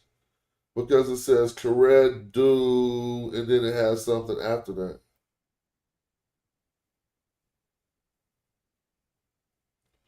So that's the Is that the, Karedu, but what's after that? is that the E? Is Yeah, that an E? it's Karedu E. My children. Now he should have said our children or the children, but he said for my children. So you want us to read this whole line in English or Medu? Well, we did the middle data. We just did the grammar parts, but yeah. Just read it like a translation. How would you translate it? Behold, I went down. No. He didn't go yet. You made it past tense. Behold, I am going. Yep. But not I am really. going down. I am going down. So why did you say going? You're not. Well, what word did you see that made you say going? So you got behold in the yellow, in the first yellow. Then we got in the green I am. So we're saying I am. Behold I. Now we got M height or whatever. M hot, M height, which would be to descend. So going down. So this we put you're going down. Behold, I am going down to Kemet to fetch provision. What is up? We just went through that. To fetch provisions there. To fetch provisions there for my children. All right, now let's see if that's what it says. Look, that's behold. I'll be going. See, he said it prospectively. He telling like the future. That's why I was like, it ain't happened yet. So you say I'm about to go. Look, I'll be going to Egypt to bring back some provisions from there. Remember I said there?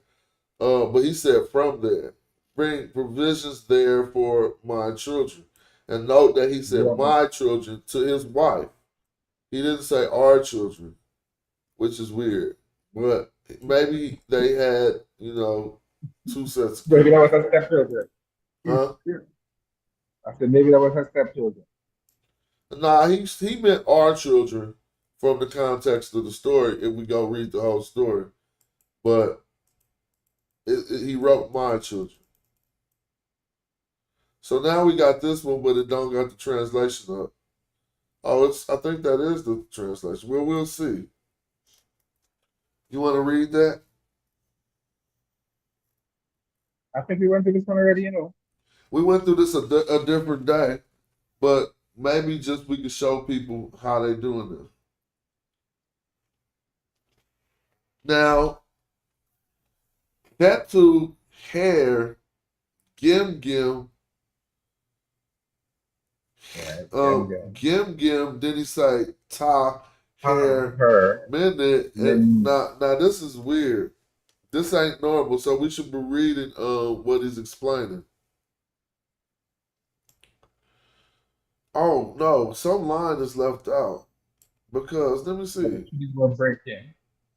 Let's see where the other Medu Netcher is. There it goes down there. That's a little translation of what he said. But but we want to look. Huh? But the trees were breaking and the ground was shaking. Yeah. You want to see that and investigate it and look and see? And you know what story this is? You got to start reading them texts, boy. You don't know what story this is?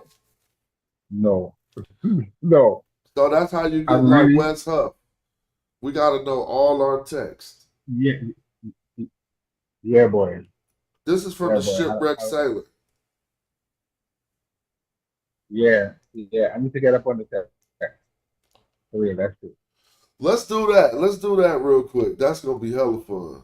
We was already starting on the shipwreck sailor. It's the same thing. Let's go to the shipwreck sailor. One that I read on my own was the Ebers Papyrus. You read what here? Go right here. The Ebers Papyrus. I read through that one on my own. Oh, for real? Don't have me pull it up. You can teach me about it. And I heard, think he said there's a theory that the Ebers Papyrus might be about diabetes It might be about because of what? the diabetes, because of the Diabetes. symptoms It might the be symptoms something that in they there experience. about it, but you need to look and see. I don't know if No, no, them no. even. I It don't doesn't say think they anything. had no diabetes, bro. They wasn't eating No, processed food and hella no. sugar and shit. What he's How would they trying to, get that much sugar? no, I think what he think they're trying to say, they're describing certain symptoms and cures, so to speak. So somehow somebody somewhere, whoever came up with that idea. I don't know nothing about Or that. maybe, But if he knows about it, I'm willing to learn. I would have to see. I don't know quite nothing frankly, about the quite that frankly, people. I think he just came up. I think the individual I mentioned it just came up with it on his own. Man, they just be making stuff up. Yes, they do. And I realized that the Ebers Papyrus even has a calendar that goes with it too. I'm not denying or refuting none of that. I'm just saying I didn't know diabetes was that ancient. Maybe it was, but I'm like, how they get that much sugar? Shit, I thought they was trying to. What kind of sugar was they? What was they eating? Right? Somebody who know more than me would be like, you don't get diabetes from sugar. So this is the shipwrecked sailor. And I'm not even, we don't have to hide the translations or nothing. We can just work through it and show people. Maybe since they don't talk about the grammar parts, I can talk about the grammar parts as a learning process as well as, a workshop. So we could, Now, go ahead. my question is: these transliterations are based on German? I mean, they got the German right here. I wouldn't say it's based on German. That ain't how translation work. You pick which languages you're going to put it into, and they picked English and German. Okay. They're not based on that though, because they're based on what we think the meaning of these words are, and however you say those words in different languages. Like this word is a follower in German. This might be excellence. You feel me? Or whatever language this is. That looked like an African language, but Kwame. But It does, whatever. right? But anyway, It does. yeah. But as we look here, we see Jed, which is to speak or to say. And this is by. So this literally says said by. Now we got the follower here, Shimsu Akir. Wait a minute. Why am I on the excellent follower? Okay, forget it. An excellent follower says is how they translate that. But this is said by the excellent follower. You can say, now why did they say an excellent follower says? Because normally when you see Jed on, they're just telling you this is said by this person, said by an excellent follower. And it shows you So all the Shamsu means follower. parts of speak.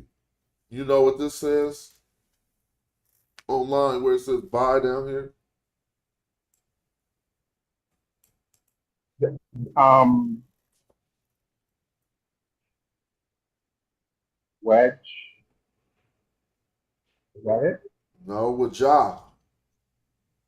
Oh, what job? It be kept. With Ja ib ek. Okay, what job is that? Ha e. Ha- Hockey? I would say ha e because that man don't have to be behind the ha. All right. We gonna see what Ja ib ek. What you got for that? What job? I should know We that. down here, y'all. If y'all watching, that's what Ja. Here go to ib Ek. So no, I did too much. This is the Ibek. What you got for Wajah Ibek? You want me to scroll up? No, no, no. Look, forget it. And we ain't gotta like do that. Can you work out how they got "May I please you" count out of Wajah Ibek?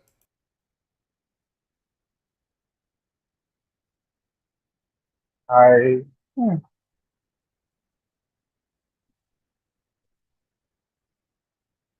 no. Oh, I could probably see this part here about making the heart. So they probably translate that as pleasing. I know that can do something about making the heart. well, you notice that Wajah is And they said happy hero. what That's how they Wajah translate. is. Wajah is a compound phrase, right? And the heart is kind of like soothing the heart, or so they're getting pleased. Now, X is so it don't say nothing about may it, but we're gonna see how they got that from the grammar because they're thinking that this is perspective. Why are they thinking this perspective? Because it's a phrase that they didn't tell us it was a statement of fact. It didn't start with a you, and normally perspective phrases start with the you. So they will say stuff like should. Perspective mean hoping it'll happen in the future. Basically. Feel me? You get that? I must have lost Joey. No, no, no. I just muted it because there was noise in the background. I didn't want to disturb. I didn't want Oh, to disturb okay. you. Yeah, so Somebody was since we didn't drafting. see the U particle, we No, don't see just the say hi. Met particle, nothing is starting this sentence off, we take it as perspective. Or we entertain, is it perspective? So that's how we can fill up the rest of the sentence. Because it simply just says, please you count. So they're gonna say an excellent servant says, please you count. No. An excellent speaker or an excellent follower says, may it, or now I can give you other perspectives. An excellent follower says, should it please you count? But that's a different type of a question, a perspective. They saying allow it to please you. May it? Can you let it? Let it. May let. And You so see, that's and this not is your what, normal perspective, but that is the way that he is putting extra words in here because you and have this to is what I, entertain that like that. and this is what I mean when I say they do creative translation. Pardon me? I said this is an example of what I mean when I say they do creative translation. That's a bad example. This is an example of you not knowing this part of the grammar. For real. Okay.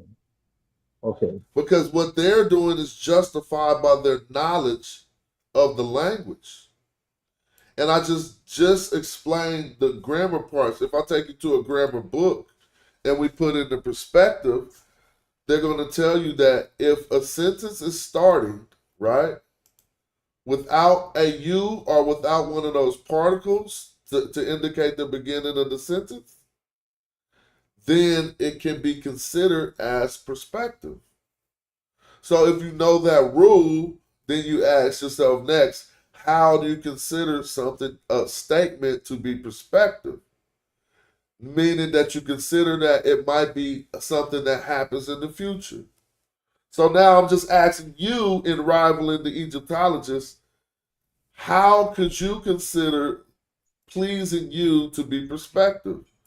You'll be limited to saying, shall it, may it, will it? Because you're thinking about the future and you're trying to, you see what I mean? And so I'm asking you what answer you would come up with better than. It's not like a challenge or nothing, but it lets us know that sometimes they thought these things through and they put forward the best choice that people who critically analyze it would put forward? Or what would you put forward different there? No, I'm not saying I would come forward with something different. I'm just saying to me sometimes when I'm looking at it and they show you what it actually means and how they translate it. Maybe there's a disconnect between like the literal meaning and how they say it. So, what But do I you guess they think the have their literal reasons meaning for that. is? I want to see where you see a disconnect. What do you think the No, I'm literal not. meaning is? I can't argue with this. I'm just making a general statement because I'm not familiar enough with this text to be able to criticize the text. I'm just making a general statement. I'm not criticizing this text Well, but I see because I'm what not you're that pointing familiar with the at. The word. fact you would have a point to say that may it is not in the text, right? Let's just deal with that. May it is nowhere written on here. So if you want to argue they're taking liberties by putting may it there, people will simply say you don't know about how perspectives are formed in the ancient Egyptian language. Okay, and according to grammar, that would be a fair assessment. You That's can a fair say assessment. you can argue back and say, well, what about RD to I can give you can say you can give plenty examples of when RD is used to say allow or to let, which is another way to say may. But they would argue back that allowing and letting is not necessarily perspective, right? Because okay, so if I say allow, that's it automatically indicates the future because whatever you ask ain't allowed already. See what I mean? If you say Right. allow, you can't be talking about the past because you can't Yeah, but allow but nothing in the past. And so, but go ahead. but we also understand that there's several other factors that go into this. And one of the factors is simply adding on words to make it make sense in English, which they do indicate by parentheses, and then just extrapolating broken text, which is in brackets. So those are things that people need to know when they're reading these these translations. That anything in parentheses is not originally in the text. Anything in brackets is an extrapolation of a broken or whatever text. So people need to know that when they're reading these things, so they can understand. Yeah, that's part of what But they that teach. That's they don't. That's not a secret or not, nothing that's hidden. That's part of the system of looking over ancient texts where a lot of stuff gets broken out and damaged, and you need a way to let people know textually that you're looking at something that might not be there.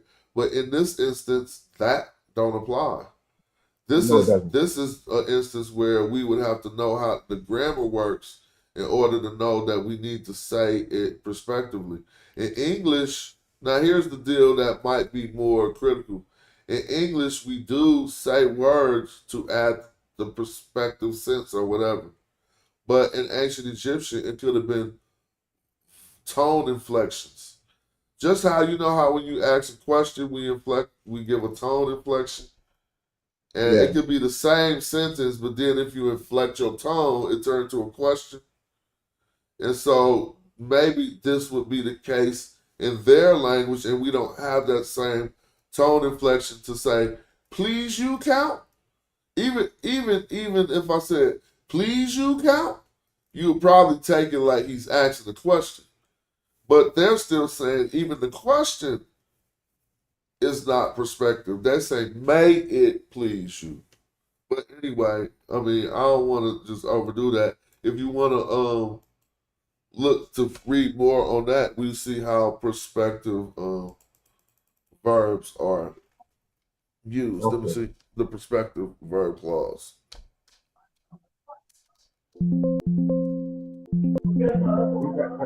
Now you went over that, so I guess we can move on to the next. We can move on to the next part of the text. Man, I put this make me heckin' mad. I hate when that happens. I hear what you say. Um, I was trying to look something up and it wasn't even popping up and it made me mad.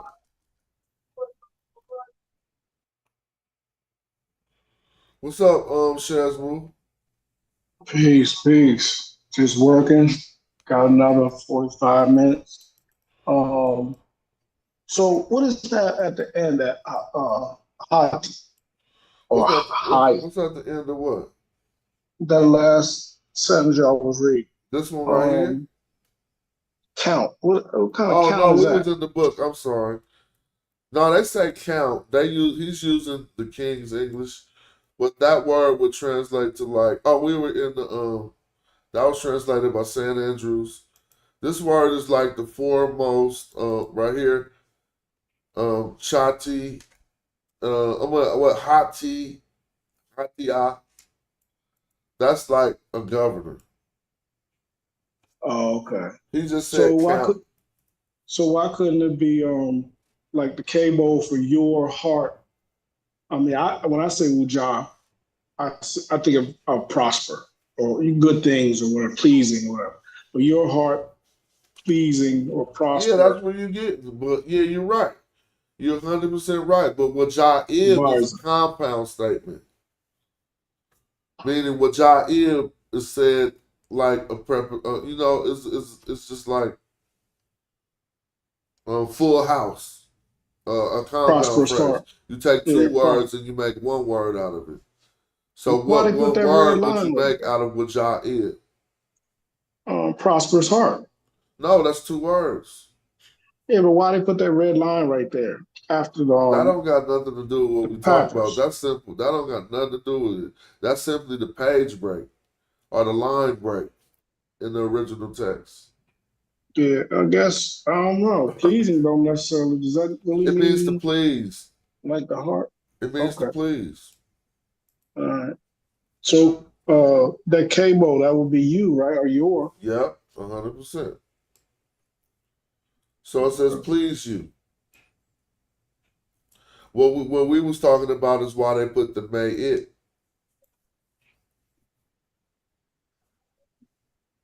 Okay. Because when I read that, I see your heart prosper visor. Well, I hate to say it again, but you're not reading it right. But I see what you're saying because it's supposed to be well, you're pleasing visor. So the scholastic rendition that they put out to the public from St. Andrew's College is may it please you, count. Now we can argue that count is governor, so we see how they got count. We clearly can read that it say pleasing a prosperous heart, your prosperous heart. If we look at how the prepositional phrase for wajib is look, we'll probably look to see that it says pleasing or pleasure in most instances. So all we're left with is really how did they come up with the may it? And if we understand the rule of how perspective things are stated, I thought that was in Hope's book. Maybe I need to pull up J.P. Allen. Let me see.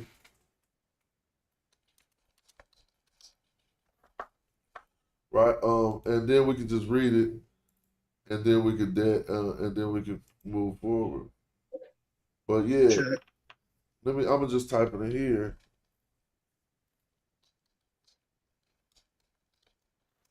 They acting like they making me think I'm spelling it wrong.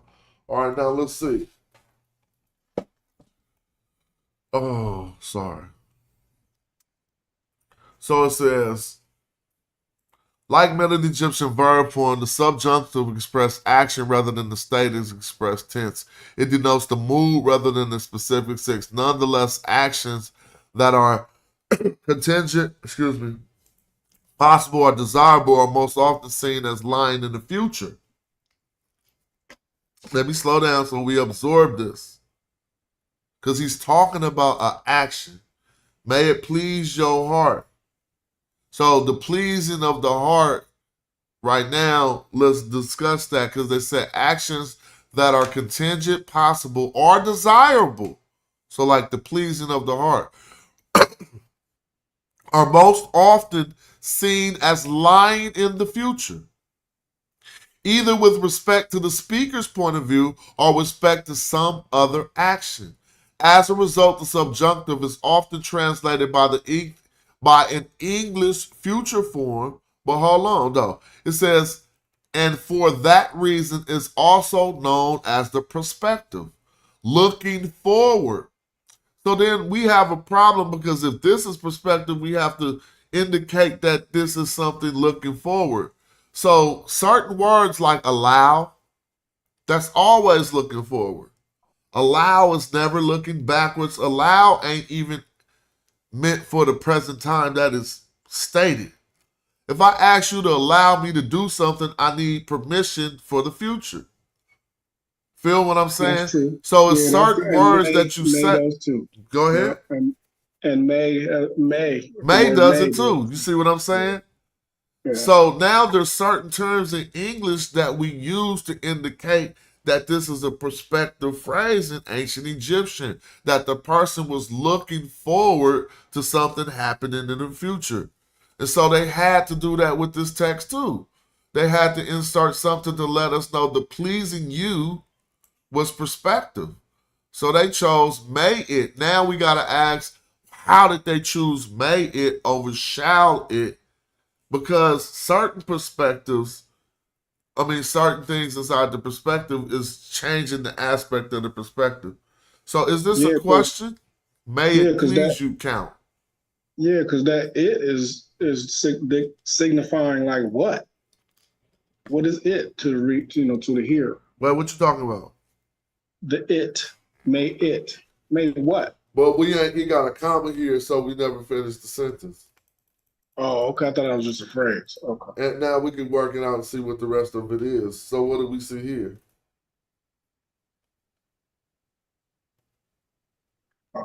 Mac. Oh, go ahead, Joe. That was good. What'd you say? Mac. Said Mac. Behold. Now, if he said, may it please you count, do you think he hit behold next? Hold on.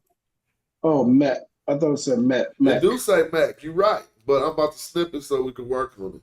But we got to remember we reading the story and all the sentences work together. If the first is the perspective saying, well, I'm going to do this again. If the first was the perspective sentence saying, may it please you count, then let's see how we think he followed up and let's look at our options. I think y'all are right identifying that this is a Mac.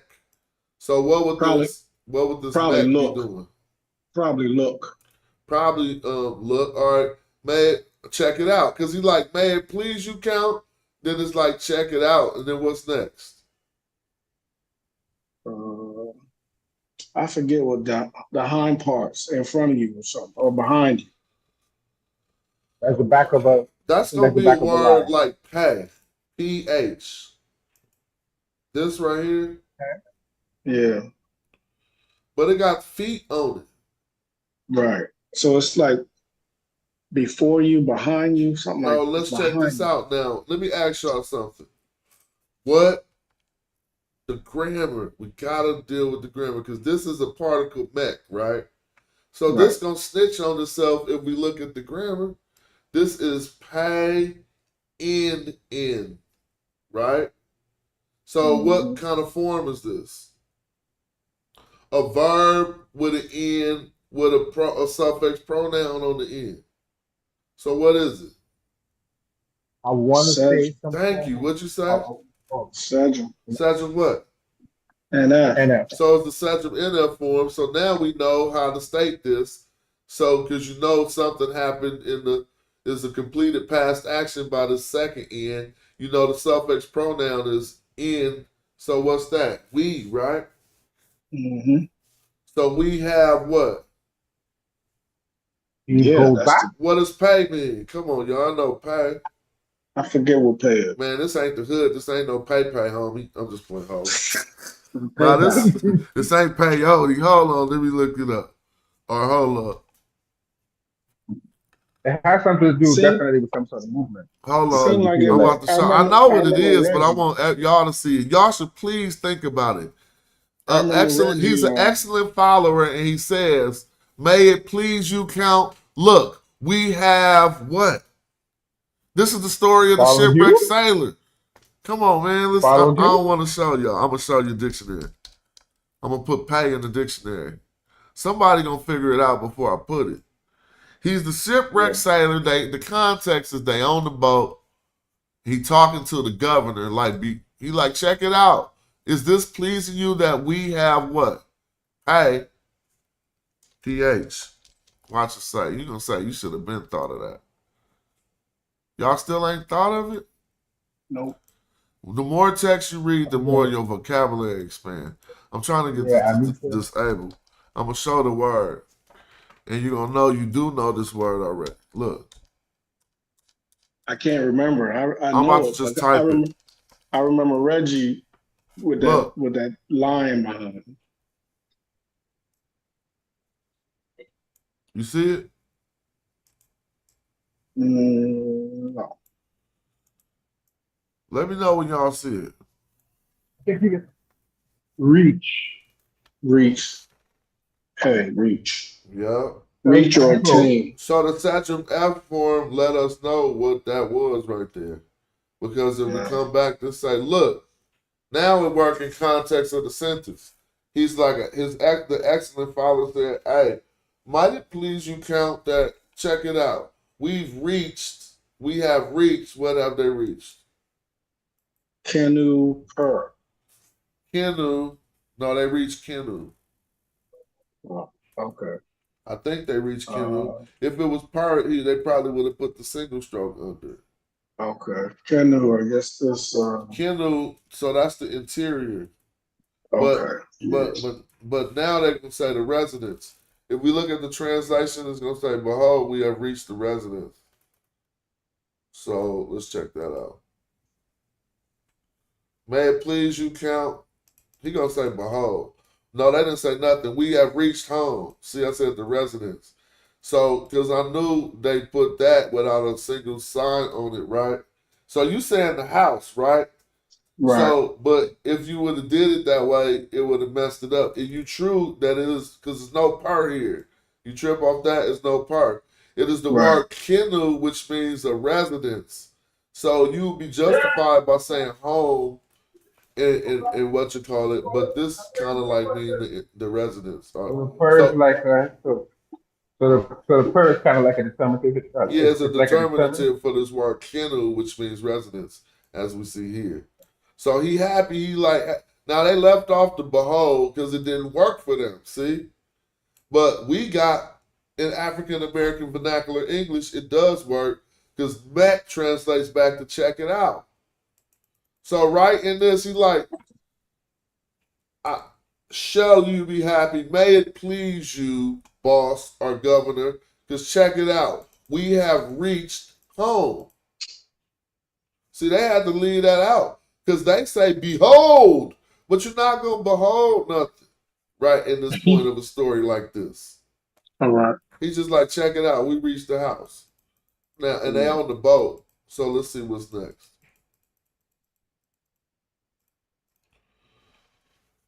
I'm doing y'all like that on purpose. What y'all got right there? Or you want me to show the transliteration? I can show the transliteration. I don't want it to be too hard. That's the step. Her Yeah, her yeah, pool. yeah. But I didn't show the transliteration for you to read it because we could all read those Latin symbols. But what does it mean? I can show the meaning too if we are totally lost. Hold on. But let's try to work it out. That would looks like that's probably part of the ship. Shep is a word we should all remember, even though I'm saying I don't remember it right now. But we should all remember that word. We encounter it a lot.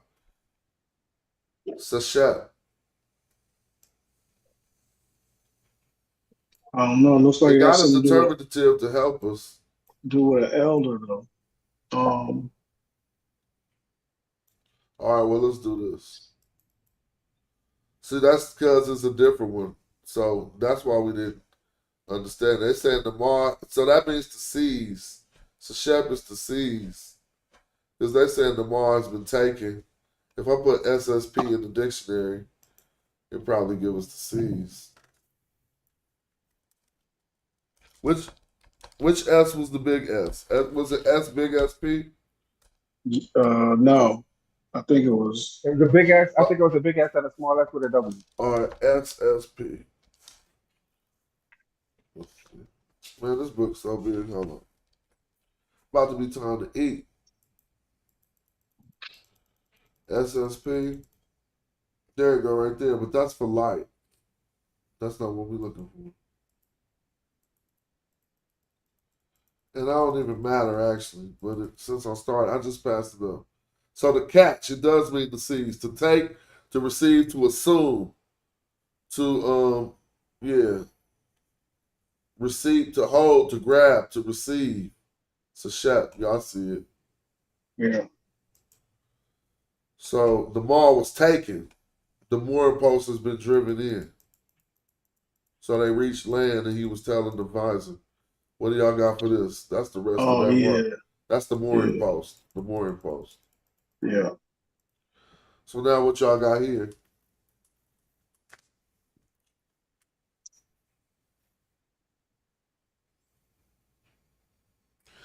Hot Hatu huh? Hatu Erdit. Yeah. All right, yeah, that's good. I would agree with that. What else you see? Hair tap. So that's probably the rest of this sentence up here. Because this is the front of the boat. Is given You missed to the part, you know. This is the front of the boat being given to the land. That's all that really said. Right? It's like the front of the boat is given to the land, so they translated it as the mooring post has been driven in. See, all of this ain't on this sentence. The mooring post that's been driven in, gonna be way down here. Notice they ain't got no more translations for these parts, see? Now it says the prow of the rope has been thrown to the land, just like I said. So they said the prow of the rope, but this just represents something. Damn, it represents something coming off the front of the boat, man. Oh yeah. Remember we read that part? I do. Yeah. And looked at all. Oh damn, I'm way down to the end of my Y.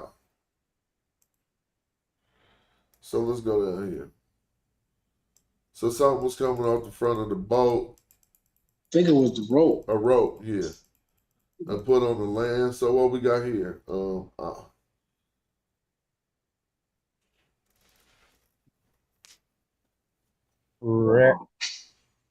Ready.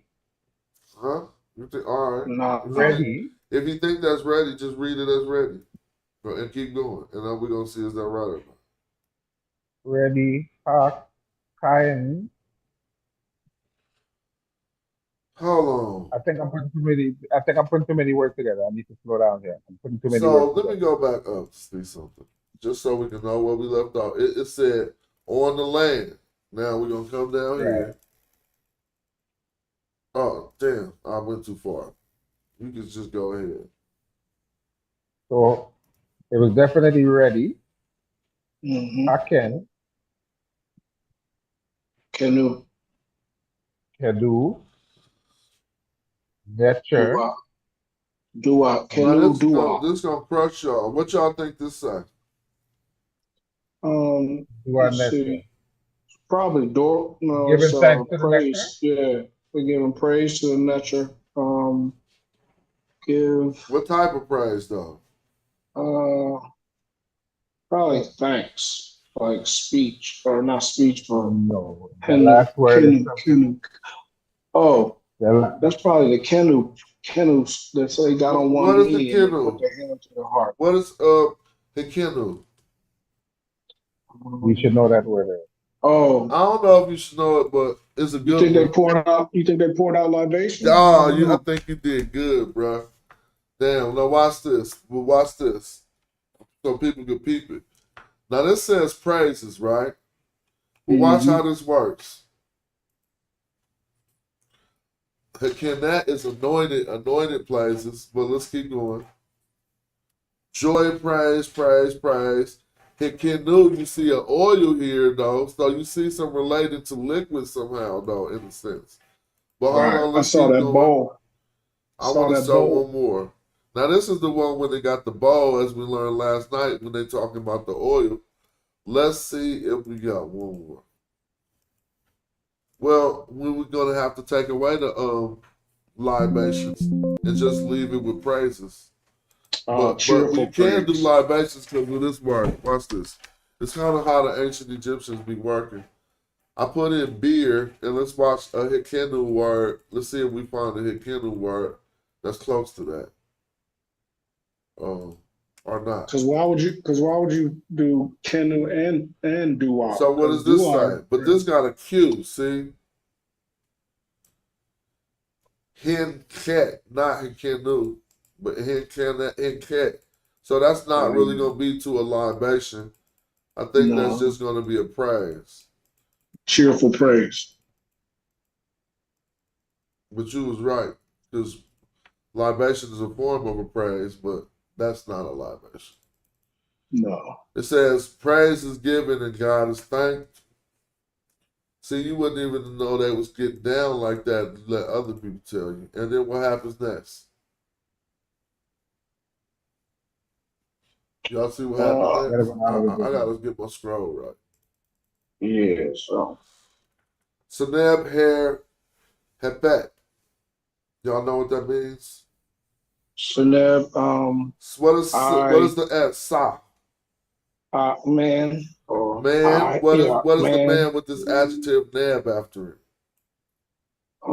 Every man. Every man. Oh man. Upon. No, because you got hair plus an infinitive. So you just say whatever this infinitive is. Now what do you see? You see 3 arms at the end.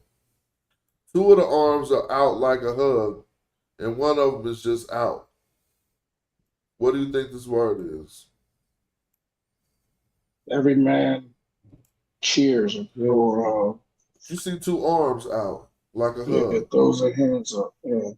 Embracing. Yeah. Every man is embracing. Yeah. They all hugging because they just praise is given. They stepped on the land. Praise is given. God is thanked, and every man is embracing. Every man is embracing. They don't say his fellow, so let's look down. Oh. Every man is embracing. See, here go his fellow. See, Sinu F. His brother. Every man embracing his brothers. Yeah. Nice. So it was like, wow, we made it, right? Yeah. And they hug each other. Yeah. So what happened next? Ooh. Ooh. All right, I'm gonna help. Hold on. You would have never said that. I would say Uti. Now, I don't let see me an ask S. why they got that end right there. Something going on. He swooped in. That's in. like, oh, Eat. they doing this different. That would be coming. That would be going, right? Something going. He has gone. Something like that. He is going. No. One who goes. One who goes. He is to come. Or one, yeah, I mean, go, come. You know what I'm saying? Oh, what's up? One who comes. He. I don't know what that. I would say UT. They did something. Something about everyone coming. Am I close? Oh, I guess people came to greet him. I don't know. See. And our crew has come back safe. Oh, well, I don't know where to get safe. What the word safe? But that's what that he suit in. He suit. Our crew. I don't see no end here still. But he's going by this. Right? It's sent to 10. Oh, there it is. It's that N over there. I know, but they got a T on top of it. And that's 10. the E suit. But that's the E suit. Huh? Oh, but there's a T on the. Yeah, that's what Yeah, I'm I see a saying. T on the. That's Yeah, it's 10. crazy. But he got the T Yeah, as part of this soup word and then put an N. That's it. yeah. We K our crew. That's our crew. Oh, okay. Soup and is our crew. Now this is to return. The word safe ain't on here, so safe must be down here. See, told you. Ain't no translation for this. This is to return Jetty. safe. Okay. But I still don't see what that soup. You said that's the crew, and then ET is one No, this is to who return. comes. Yeah, Returning. yeah. Crew returning safely. Okay, got it. They said they came safely. Return Yeah, safely. yeah. Yeah. So what you got for this? Let's see. The a rule word. Got negation. What is in? Nehu. What is the who? Nahu. That's looks like it's something bad. It's a That's a word. bad It's verb. troubles. It's troubles, I think. Yeah. Oh, but not trouble with no troubles. Yep, no No troubles. So that's look like it say no troubles. Oh, they say loss. Without loss. Same thing. But now let me Yeah. tell you, if I put this in the word in the dictionary, we will get troubles. It's gonna be troubles, loss, and all that stuff. You just gotta always entertain different options of a word. Let's see. So it says lost need, protection, loss. Let's see if we get some troubles out of this. Lost, decline, reduction, decrease. They just giving me loss, darkness. No, those ain't the ones. All right, well, let me see something real quick. Let's see what I'm trying to reference. Right. We'll just put in their troubles So and we see just if it y'all come just up. did, but we gonna just stick with Uh, loss. All right, and then lost. NHP. So I said the word we was looking was NH what? And NHS. But NH the pool is troubles. I just have my NHS and NHP confused. Let's see if it still might be one though. But and y'all did see the NSP, which is troubles, right? mhm. But it ain't the same word. I'll show it Reverse, again. I'll show it again. incline, bend, It looks just overthrow. like it, but it got a P at the end. Okay. So needs. There it go. I just passed it up. Look. It got the NH, but it got a pool after it. The pool.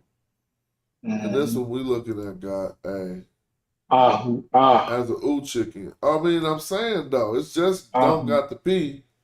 But Yeah, anyway, Nahu. Nahu and the pool. Nahu is lost, the pool is troubles. So without loss and that expedition is not there, but the two is there. The N, and there go they crew again, right here on the top of this page. To the crew or to the The army, expedition. So the our expedition crew. might be in the next one. So what y'all see yeah. here again? That's the army, but what's the word for army? Not the Nasha. map. Mashah. Nasha Yeah. in our army, our crew, Mashah. our Yeah. expedition. But what's this in the blue? Shoot, there go that word again. Reach. Yeah, but what does it say? The army reached. We have reached. Now look at this. This is good because they use a wordplay. It says pay in. It says pay in Pui. So what y'all think that means? Reach back. We have reached. It really don't say Pui. It say PHWY. Pui. What do y'all think that Okay. is? I don't know what Pui is. Pui. A But pool. it's Does a that have play on the something to do word. with? Does that have something to do with a pool, b pool, that pool? So the YY ain't on the screen yet. So just think of what it say. Yeah. Pool. I don't know. It means a limit. So Oh, in here it says the end. okay.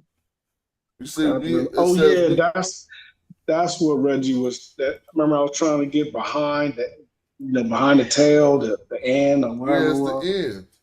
Yeah, The hindquarters. The end yeah. of what we're gonna see next. Wawats. Wow. So now they happy that they reached the end of Nubia in this boat. Tripped off that. Why? Yeah, But I think they coming right. back from the way of Kush. So what happens next? Oh, I messed up. But that is good though to see cheer and joy in Wawa. I mean, come on, that area. That's you supposed to be Kemetu. So And they he was passed nigga, comfortable. right? Yeah. All right. Uh-huh. What happened there? And now we have come back. I'm just going too fast. But if y'all want to go through any of this, we can. So this is Mac. Next. This is just look or check it out. With respect to us are returning. They say now we have come back. But they say I mean this is like check it out with respect to our returning.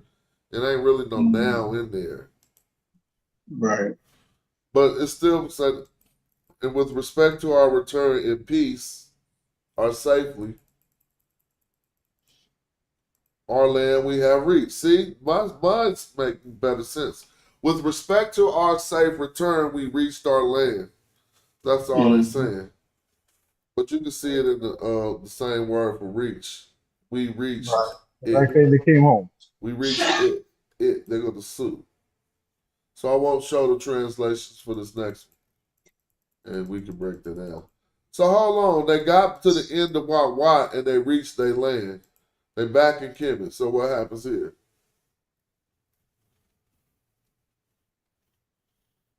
That Jim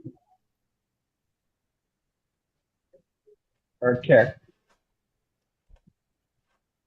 Knee. That's an N. That's not a knee. Oh, I read. Wait. And I don't think that's an Urquette. I don't know what you mean, Urquette. We heard the count, or we heard the vizier or It's the either going to be overseer. Sejum Rec or it's going to be Sejum, because you see Sejum in the beginning. Let me Yeah, highlight that for because people. yeah. So that means stay So here. it's going to be either Sejum or Ek or it's going to be Sejum Rec. So which one you think it is? Right. Well, Sejum means to hear, right? Yeah. So now, what would the R mean? Towards, or no, yeah, towards, or But what concerning, else could it mean? concerning. Concerning, and then what is that? What would the K mean? Your, You? No, the knee. I say your, but yeah. Well, if it's like your concerning hearing, Oh yeah, that's what be you. Yeah, concerning you. And the last word is happy, right? The same word that they translate as count. no, think about it. If this would have to be concerning your hearing of me, Governor.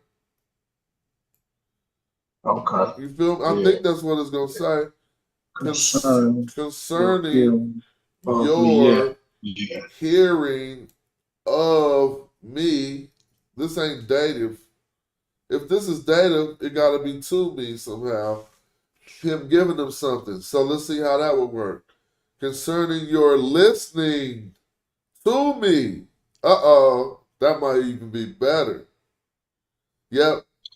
How you get Jaren though? I didn't get Jaren. What did I say? Oh, okay. Hearing. Oh, let's talk about that. Because this is a right now this is a third strong, right? The third consonant is strong. So All this right. verb form don't have to reveal nothing after it in order to change classes. But it could put a T on there, but it's very rather rare that we see such a met. But nevertheless, we know that we can gerund this because it's a third strong and it can change verb classes without an indication. So we could say, now concerning, so it will be concerning your listening to me. Okay. Let's see So what you they would say. be writing saying Oh, see, ING. yep. Now they made it imperative. So let's go back. They saying he's giving them a command, right? But So the word for count is something like jockey, right? no, the word for count they saying hati. It is the foremost one, like the governor. It's right here. Hati. Hati. You feel me? So now think about it. I said concerning your listening to me, Governor, because I was not taking an authoritative stance. And here's another thing. When you give an imperative, it's a command. So just like we was doing earlier, that's why they use this text to learn and to teach, because it got all these parts of speech. Just notice this, after they said our land, we reached it. Yeah. Notice we're not getting what particle are we getting to start this new sentence? Let's see. None, right? Right? No. Right. So sentences. Hello? Well, we got one sentence that's introduced as a statement of fact when we get a particle you.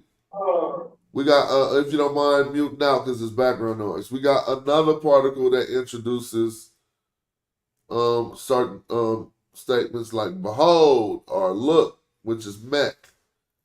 A statement introduced without a particle, any type of introductory particle, we just went through an episode where it can be looked at as perspective. If you don't entertain that as being perspective, you want to see is it imperative or a command.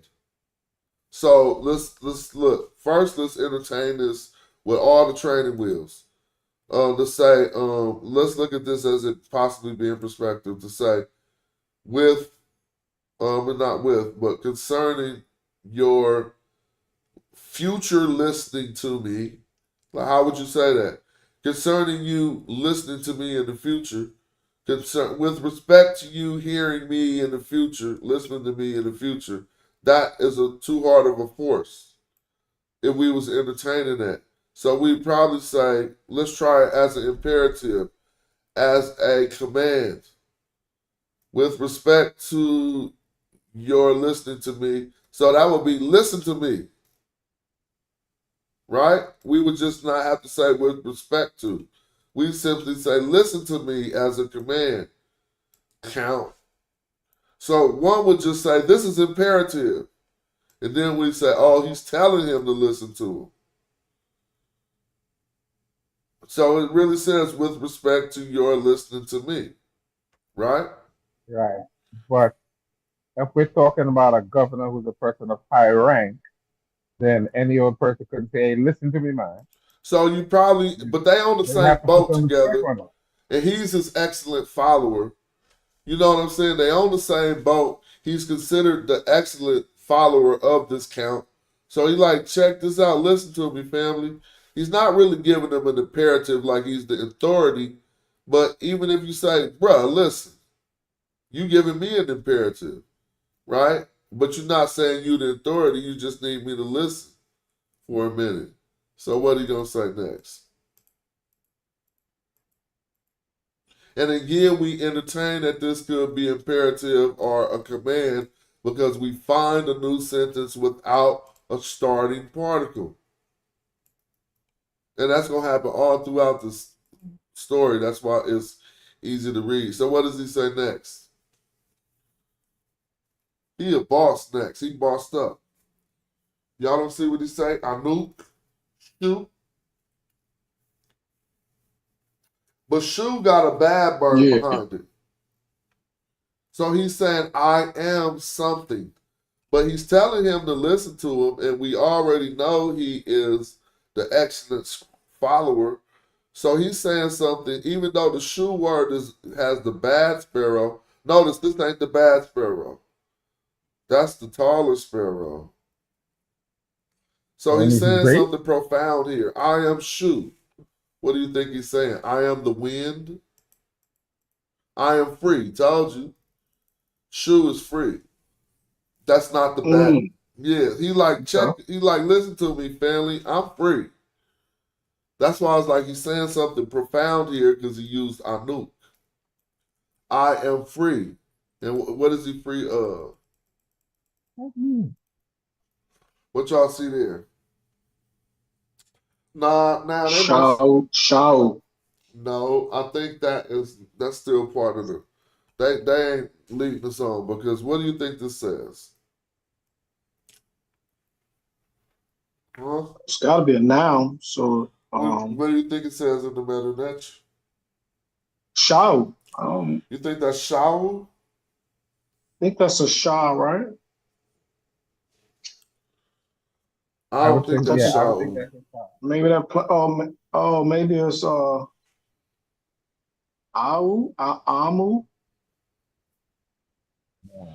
I That's a can't good. remember That's a if good that's the attempt. if that's Because the he said pap if something about free, that's the papyrus roll. I think. I I think mean this is. papyrus I might mess it trees. up. I might mess it up too.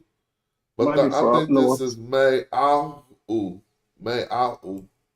I could like mess it up just Tamahu. like us. Oh, I put the May. It's just Ha'u. Ha'u. How? All right. I said May Ha'u. I messed it up. It's just Ahu. I'm And not that sure is, what I that mean, is. Ha'u. And that is an exaggeration. Never heard So that. he's free from exaggerate. So he ain't exaggerating. Okay. Now watch the story he tell. Y'all want to get it in? We want to go right there. E R mm, E R. I know that's something about water. I can't remember how to pronounce I that. would have said Yah for that first word. Y-A, right? I-A don't really. I-A or Yah. Yeah, Atui. Or am I putting too many words on it? All Okay. right, hold on. So are you in the first? Where are you at? I look at these as boxes. This is the first box. Okay, right. They go That's to the the first second word. box. Where you at? Right there on All the right. second box. Now what are you reading out of that? E Itui. Atu. Is that Amu Atui no Atui Ma? Hold on. Let's go slow. And let's identify something. At least I see a hand and some water here, and a hand and some water here. Now I don't want Yeah. to mess this up. Now this Yah word, we know that the water is the determinative, but then I see a Mm. hand and a two. Then I see a preposition but then I see this M here, so this got to be my hair. So I think this is going to be transliterated A. I mean, we're gonna see a I and an A for this first word. Then the atu, my hair. But then we're gonna say what that means. Now I don't think I was far off because where I said a Y, we got a J, so that's right. J A like they got. Now they left Yes, off this sir. A. They left off this A and just said two. So that means that damn, I didn't want to do that. I wanted us to figure it out, but I was gonna show how that works. And it says to put water on your. They don't show the fingers yet, but this is water upon. And remember, the fingers is down here. Your fingers. Wait a So, minute. so So he that's talking like, about wash. Go wash yourself. What they talking about right here. Then you may reply, when you are addressed. Damn, he got at it. He said, go wash your funky self. You trying to talk to me? He like, listen to me, Count. Wait a minute. I know he not talking to the Count telling him to go take a bath. Maybe this the Count getting back at him. Like, bro, you still musty for rowing on that boat. For real. He like, go wash yourself and come back, and then you can speak to me when you are addressed. Wow. Egyptians wasn't no joke, huh? Yeah. Yeah. He said you're out of line, man. You're out of line. Go take a shower and come back. In today's terms, that's what we would say, right? I mean, that's what it sounds like. Go wash yourself and come back. And don't say nothing to me till I get at you, bro, when you are addressed. So what you got here? Sequence spoken to. That's Y'all ain't reading that easy? Medu? Yep. Medu act in your words to the king. Express to the king your heart. Let the king know what's on your mind. Your words, that's what I get. What you get? Speak to the king with self-possession. See? Let the king know what's on your mind is what he's saying. Your heart. That's why your heart is your mind. Speak your words to the king, towards the king, or to the king. I don't know how the king came in. Behold, what's about to happen? Mac, what's Mac? Behold. What do you got here? Well, Shab, come on, man. I ain't got to be reading this. What y'all got for that? Sheb. Okay. Well, what does it mean since all the stuff is on the screen? If we don't know, I'm going to just go down. I know it means. So it means to answer without stuttering and stammering and stuff. Let's say when you talk to the king, answer, don't stutter and stammer. So even ancient Egyptians knew, like when I be watching like Mark Lamont Hill, he do too much democratic stuttering and shit. Some people think that you get more at the point when you stutter on purpose and do that. Like when you start to do that, you know what I mean? And I'm like, stop with all that democratic stuttering and shit, bro. Now. Sometimes I'll see right through that shit. But anyway, he telling you don't answer without stammering. He basically saying don't do what I said. The utterance of a man, and we can see he started this one with a U. Y'all want to go through that one? U, Ra, and Sa. So it's a fact that the mouth or the utterance belonging to man does what? I didn't want to go. Ni, him. You think so? Is that him? Is that him? I don't think that is ni, him. The character looks to me. I mean, I ain't saying I don't think that's him. It's the way that you said ni, him, like ni was a preposition. I think it's one word to him. Oh, okay. I just broke it up. Nahim F. Su. I could be wrong. Nahim F. Su. Yeah, it is. I'm right. His Majesty. Nahim F. Su. Is that His Majesty the King? Something like that? No. No, it's not. Keep going. The first. You don't ever do the verb forms, though. You got to start learning to do the verb forms. If this Nahim is a verb, Nahim F., then you got something like he, something, it. He verbed it. Right? Now let's see what the verb is. He saves him. That works too. But you can also say he saves it. Right? That works. Yeah. Because remember that this pronoun right here can be him or it.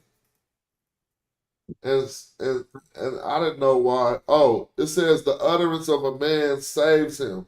Yeah, we read it. Of the mouth of man, it saves him. See,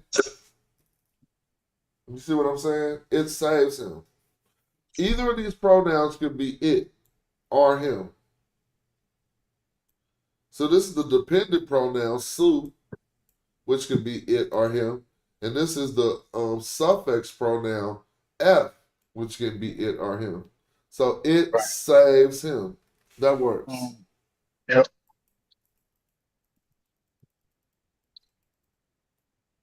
So the mouth of a man saves him. So we learn a mouth of a man also harms him too. But what do you see right here? We see the particle you starting out, so that's making it easy for us to know that a Yep. new sentence is starting. So what's after the you? You, Medu. Medu F. But let me ask you something. Medu is words, right? His words. Yep. But what is a noun doing following the you? Uh, It can, but it probably shouldn't. If this is a nominal sentence, it can, but it most often doesn't. So let's entertain words as something that's a verb. speech. That would be good. His speech, because they just got through saying his utterance saves him. So next they're saying his speech or his words. His words, what? IF. Yeah. His speech, I was right. His speech gains, this wasn't finished, though. We didn't get to see the rest of. Oh, DF. This was a DF. That's a D. Yeah, because they just put the hand, but you see the D right here. Uh, So his speech gains him indulgence. They're going to him indulgence. We didn't see all that.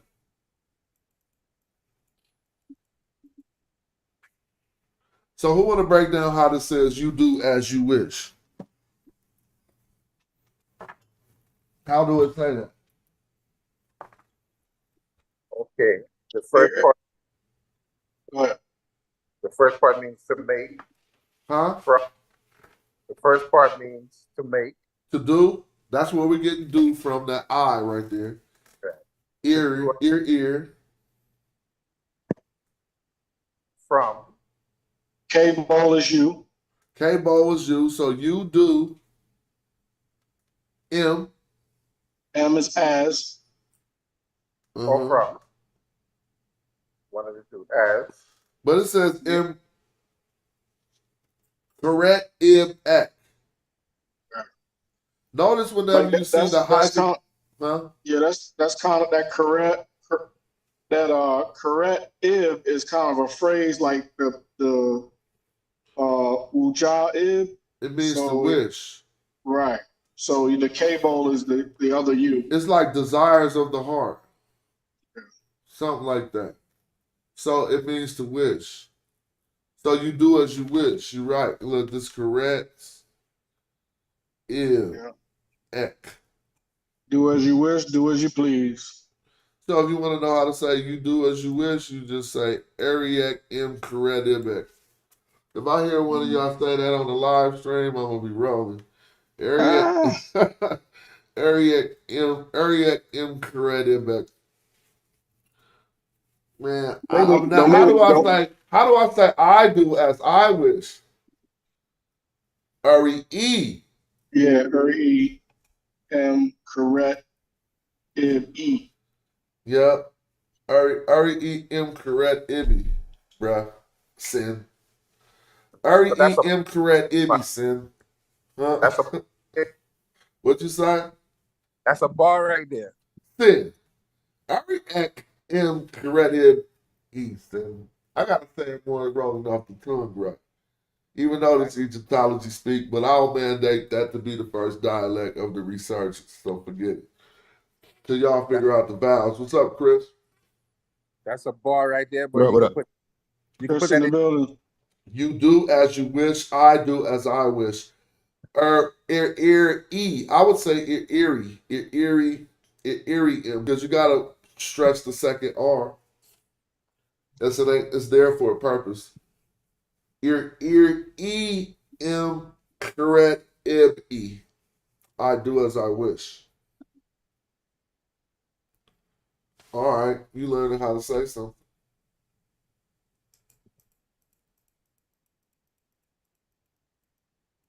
Chris here, we got to pull out a harder text. All right, go ahead right there. Now, this is a perfect learning text. So where we at right here? Oh, did we see all of that? Say that's Sue. You do as you wish. Now, what's next? Sue Erdy. No, she gave it away. Oh, I gave it away. Let me see. Red. Damn. Oh, Ready. Seredu. So I thought that whoever did the paper had gave it away by they parsed it, but I scrolled down too far and I gave it away. Let me see. Let me see.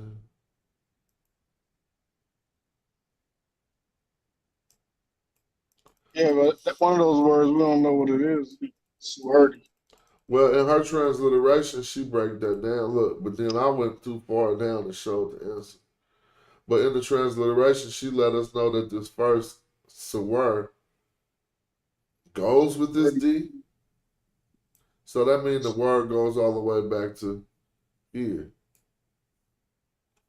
Feel me? And that's tiresome. Wow. So it basically says tiresome that is speaking to you. That is tiresome. It is tiresome speaking to you. Damn, this dude was going hard.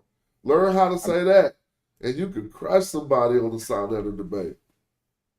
It's a word pool, jet, and that. Huh? What you say? Oh, I said. How would you say that? Suraj? Suwar, D, Poo.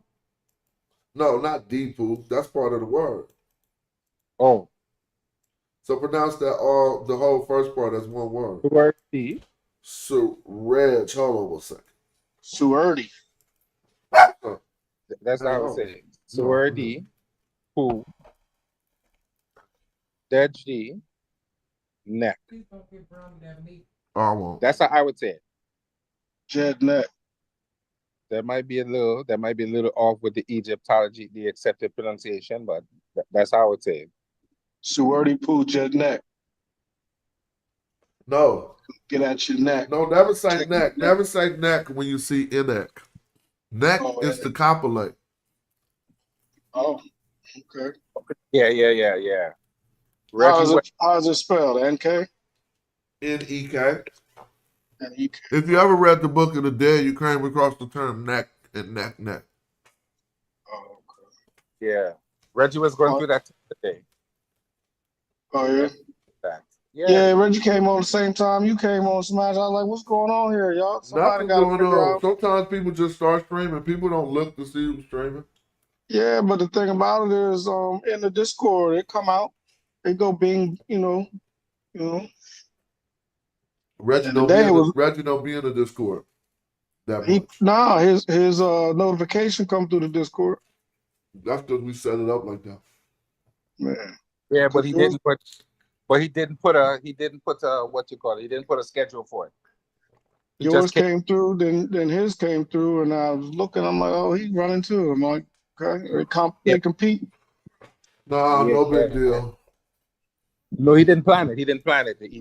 He just came on and did it. How He you didn't know? put out notification. How you know? Because if it was a pre-notification, it would have come across the Discord as a pre-notification. Why you trying hard to make something out of nothing? I ain't making nothing out of nothing. I'm just saying. Then let's stop talking about that. I don't got shit to do. Who give a fuck who's streaming at the same time? I'm not gonna be mad at Reggie because you over here doing this shit. I ain't saying you mad. Well, then let it go. We ain't gonna get mad at Reggie. All right, what are you doing that for? Then let me tell you, what's the point of you pointing out that Reggie starts streaming when I'm streaming after I already tried to blow it off? Oh, okay. You want me to drop it? Or you want me to speak my speak? You're gonna dig yourself a further hole, but go right ahead. What kind of hole I'm gonna dig? Ain't no holes around Go here. ahead. I ain't got a shovel. Nah, if I look back, I'm gonna look back so I don't I'll speak myself. And yeah. So your notification came through at 1:42. We all get it. Then at 1:55, Reggie's notification came through in the Discord. Reggie's part of the Discord. He could see your notification come through. I just feel as though we got to pay attention and respect one another because we support one another. So instead of splitting the time and the viewership, don't make us choose. That's all I'm putting. That's all I'm putting out there. And if Reggie want to talk to me about it, I don't have a problem with that.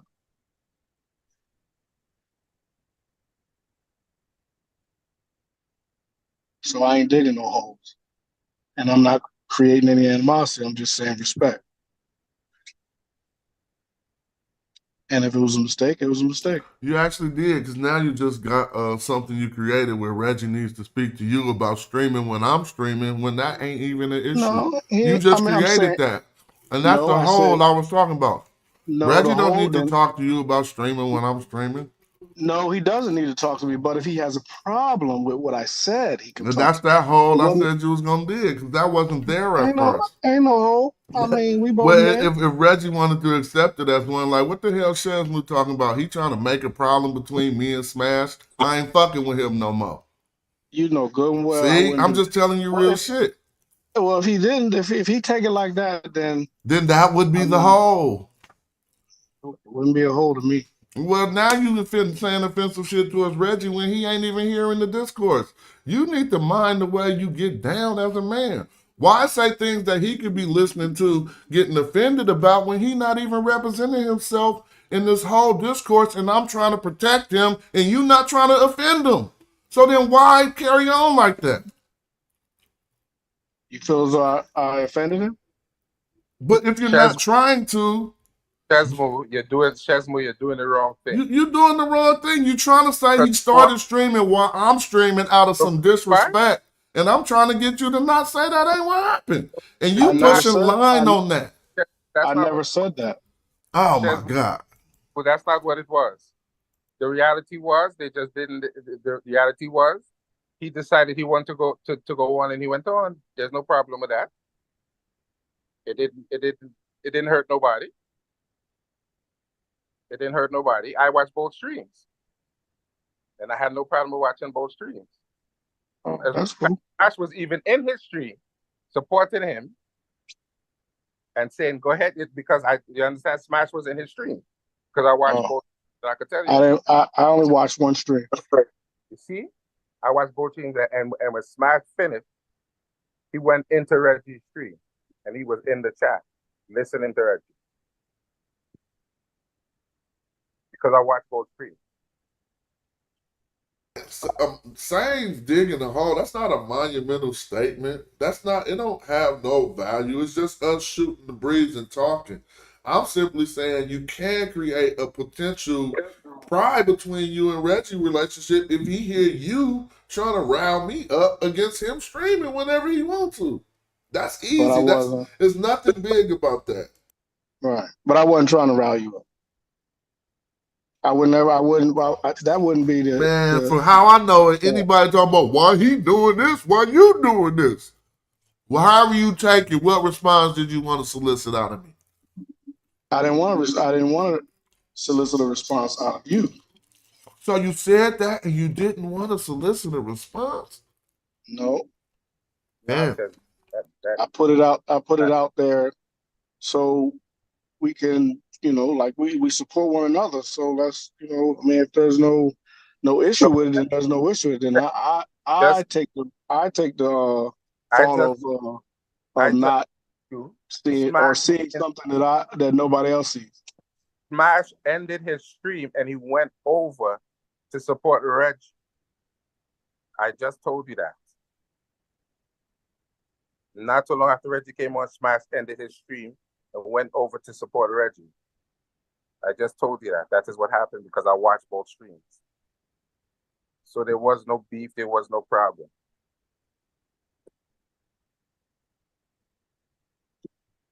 There wasn't any at all.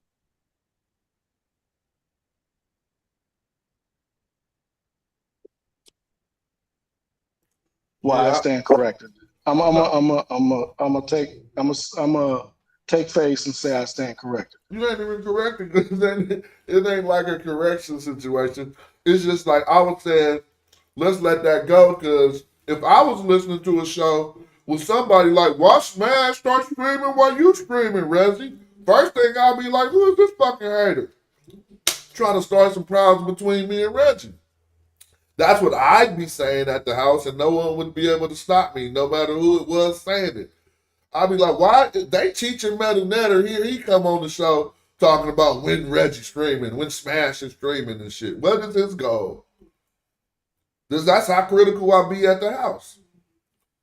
Well, I don't think I brought it up, but when it was brought up, I just noticed that, and I was like, I didn't think that was, because I was like, that I support both these brothers. I don't want to have to choose between the two, but I know what, I understand what you're saying. I see those times, and I started to ultimately be like, sometimes we need channels that people don't want to stay on here all the way through. They might go watch a few other YouTubes and come back.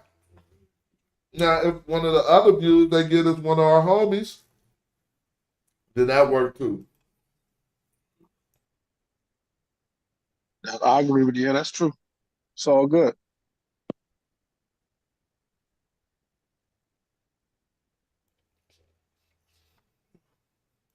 I'm going to give you the response you want. I'm a gas Reggie. Wait till the next time I see Reggie streaming when I'm streaming. It's on.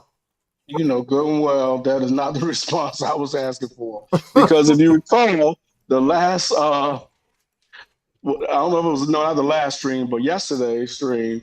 Remember when I typed in LOL? What happened? What did you say? Well, you was like, yeah, Shaz.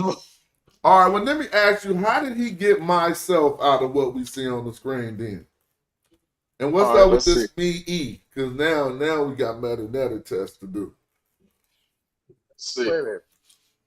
I don't see it. Me E. Oh, I see it right there. Yeah.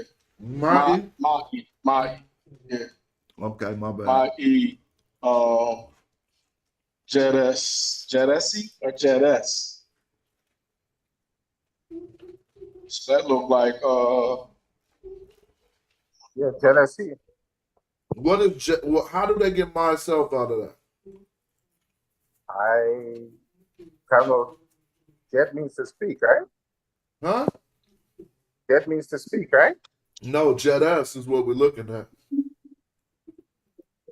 Number 23, right up under number 23. Yeah, I don't see my C. Oh, I didn't. I'm sorry, y'all. It don't even say Jedes. I'm just repeating. No, it says. I'm repeating what you're saying. It says Jess. It says Jess. Jess. No, it says Jess. I was repeating what you said. Yeah. It doesn't say Jed S. It says Jess.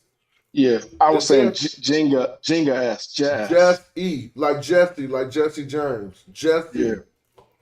Oh, okay.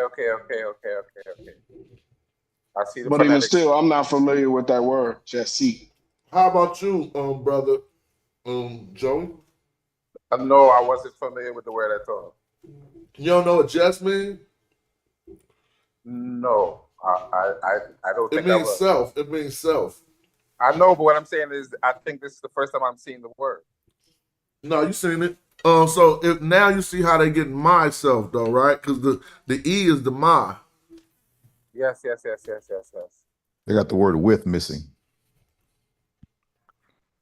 It has how do you do with in there? Got the word in front of it. The ma'i. Ma'i literally means in my hand, which means with. It's another way of saying with. Okay. But with maybe myself, unless it's on the line up above. Nope, they don't got it on the line above. Okay. Yeah, with myself or which is the same as saying myself. So we missed the line there. No, they left it out because he's saying that's the same as saying myself. If you say with myself, you just said by myself, kind of like. Yeah. My E, just see. Well, if I did it with myself, yeah, I did it by myself. I Do we did it see myself. my E a lot? I don't remember seeing with. That way of saying with. But we don't see So it that how are often. they saying with like that, Chris? Because literally the my E literally means in my hand. Oh, in my hand. Yeah. So people just normally translate my E as with. Yeah, Oh, John. it could be. And this is the part. Didn't he tell him to go wash himself in the river or something? What did he do by himself? Let's go read. Oh, he's going to recount to you something similar which happened to me myself. Okay. It happened to me. All right. I was just saying that because if somebody tried to look up that whole thing in the dictionary, they wouldn't find that whole thing right there in the dictionary. My E Jesse. It wouldn't say myself altogether like that. Yeah. It would just say, well, they're Right. making myself out of a compound word anyway. Huh? They're taking just eat like it's conjugated somehow. So in the dictionary, just would just say self, not Right. myself. Huh? Yeah. Yep. So because if So we that wanted to say herself, we could just take Jess and put a S on here, right? Jess S. Mhm.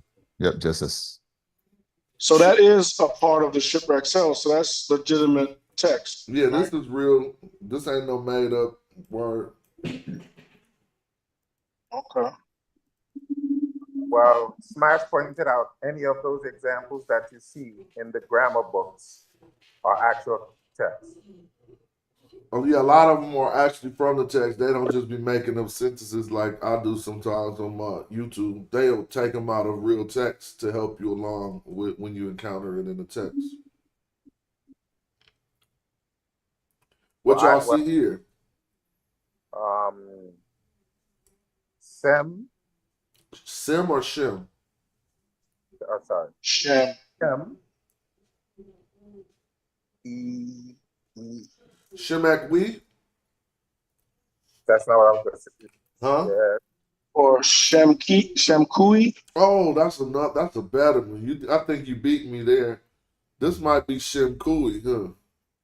Or Kui. Yeah, I Kui, think like you you used got to that say. right. You think you got that right. Shem Kui or Bia, I guess? Or is that Bia or what? What? B. I think the last word is Bia. I might be wrong. So this is Shem Kui or something that start with a B. Let's see if it's Bia. It is Bia. I was right. Yeah, you was right. Shem Kui. This is Kui. They just left off the E from the man. Some people don't transliterate this man. Some do. And he said he had set forth off to the mind and region of the sovereign. But this is just like a stone. You know, be an impact is iron from heaven or iron from the sky. So Bia Oh. is just a form of That it's means or. representing the mind. But I'm sure we haven't got to the part that says stuff about the region yet. There you go, So of the sovereign. so you said that was Hem Ket or Hem what? I'm sorry. This is Bia, what I was talking about. Right, Bia, and then you said what was the second part after Bia? Let's go see. Oh no, this is in iti for the sovereign. So hold on. So you're saying the word before that would literally mean iron from the sky? No. Bia, if we look up Bia, you'll see It's it is sovereign. a stone or a mineral. And what we'll look further, what type of mineral it is iron. But if you look up, let me show you. If you look up this other term, Bia impact, this is iron that has came from the sky, so it's a meteorite. BIA. If I put Bia impact gonna pop up. So you see, Bia is just a mineral right here, right? Well, let's keep going. Right. One of them gonna say iron, and then it's gonna say, now here go Bia, a mining area. That's the one they use. But watch Right. be an impact. Be an impact is gonna be. So you see sandstone mine. Now we see be a yeet is a wonder. But they say wonderful. You can think about this. If it got relationship to sandstone, gritstone, quartz, and a wonder and a marvel, it probably has something to do with forming these marvelous things out of these particular minerals or stones or what have you. But we still going to see when they identified when iron had came from the sky, they called it something different, via impact. And I don't know if that's going to be in the dictionary. So let me try via M. So the ancient Kemetic people had to work for meteorite. Yeah, via impact. Watch this. METOR. How you spell meteor? ITE? METOR? Did I do that right? Sounds right. How do you spell a meteorite? METORITE, right? Yeah, that sounds right. Yeah. It ain't popping up. So I gotta take you to. But didn't they say? But I was hearing them saying something about when they found King Tutankhamun, they found some meteorite daggers with him. Yeah. And that's what they called it. Let me show you though. If you go into the TLA, you'll find it because it's used in sentences. It's a phrase. It's not all phrases don't be in dictionaries. But you can put together a phrase with a dictionary. But if I came here, now I'm just gonna put meteorite in the translation to make it easier. Oh, wait, I did spell it wrong, huh? Meteorite gotta wait a minute. Come on, y'all. Y'all gotta spell it for me. METEORITE. That's what I thought was right. Nope, that's wrong. The one I left out an E. Okay, maybe it would have popped up in the last one. But I didn't get no help. So let me see. You about to go?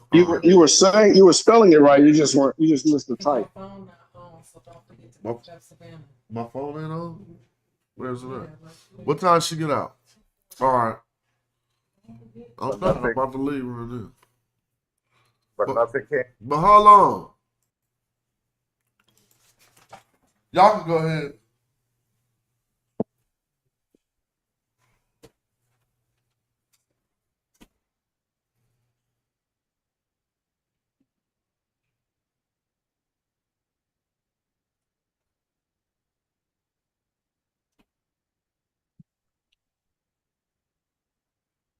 My bad, y'all there? Oh, y'all couldn't hear me. My bad. Are y'all there? We are here. My bad. I was I don't know, man. Let me see. I don't even know what I'm looking for. Be an impact. And I couldn't find it with meteorite, but I don't want to do that. It's really iron from the sky. I know how to find it in the TLA with just be. Hold on.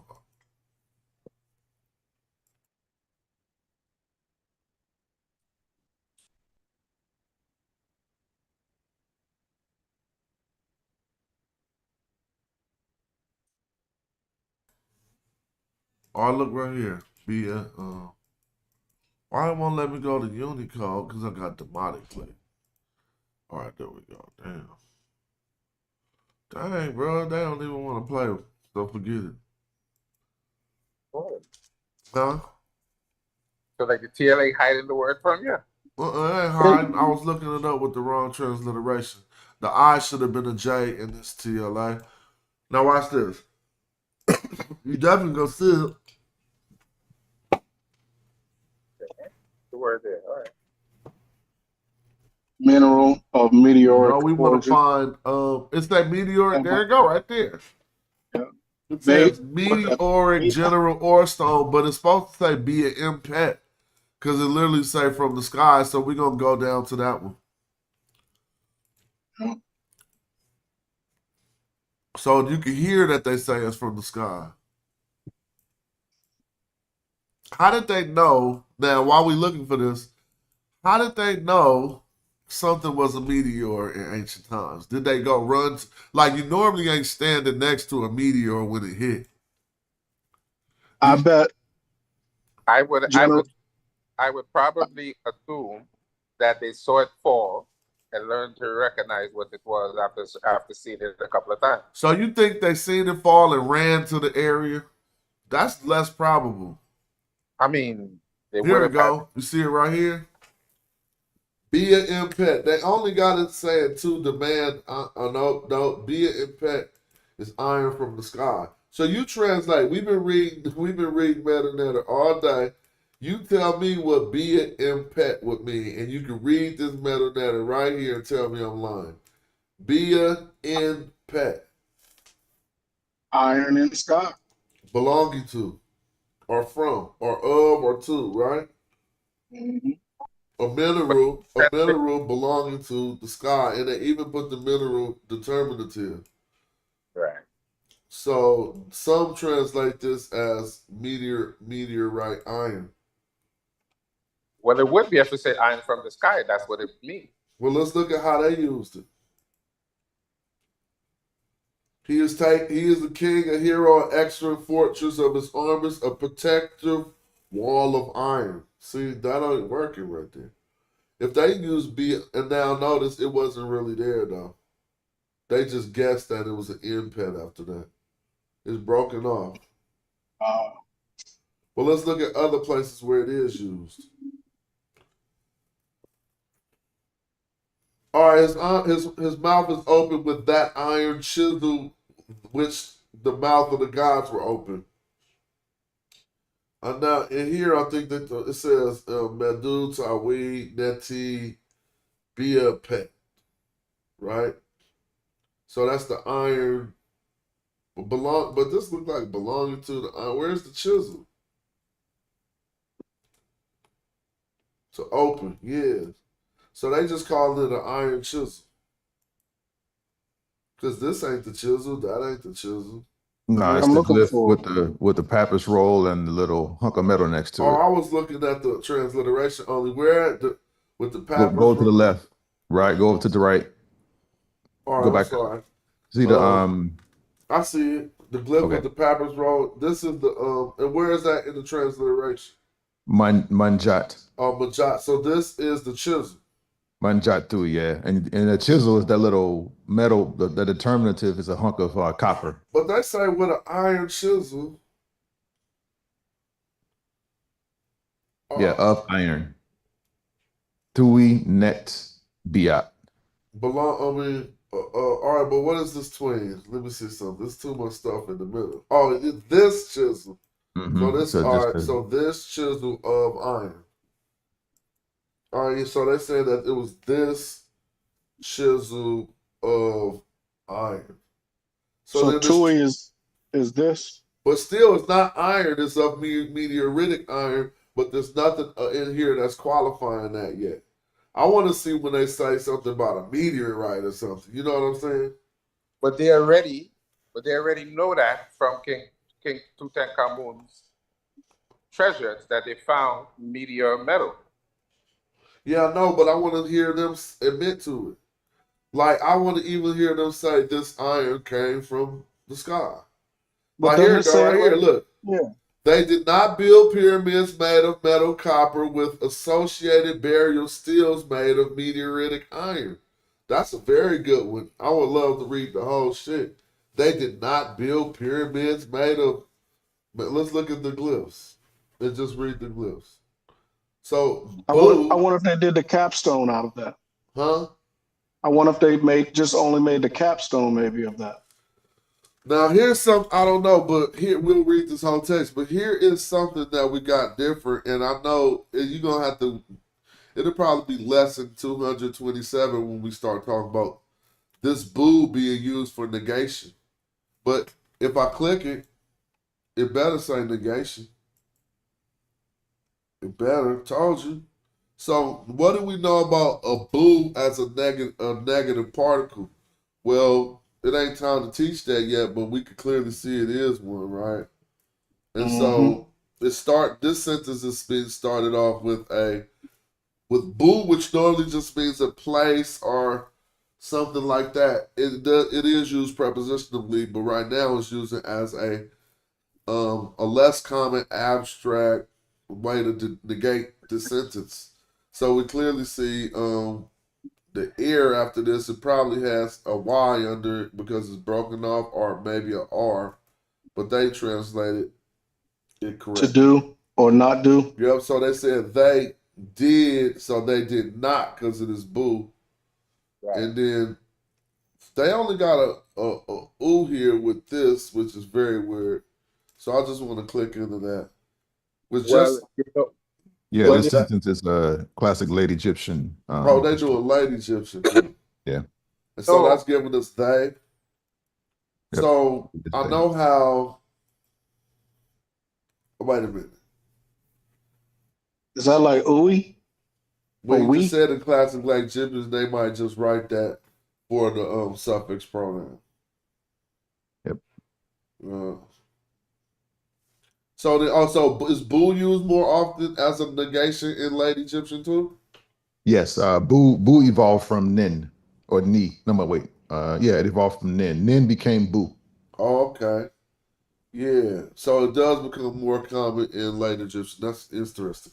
And then we got they called this an N and not a knee, so ensign. Ensign, but what was you looking for? They did not build. Where's the pyramids? Here go the pyramids right here, I Yeah, guess. Right? Yeah. And so, but now if you look at the transliteration, they got some H in there. Have y'all tripped off that? They not like it's a mer, but they saying it's a meher or whatever.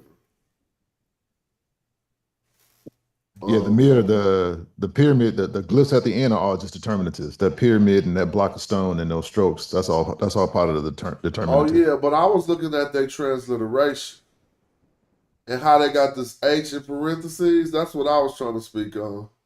But that would be Yeah. separating this M and this R over here, right?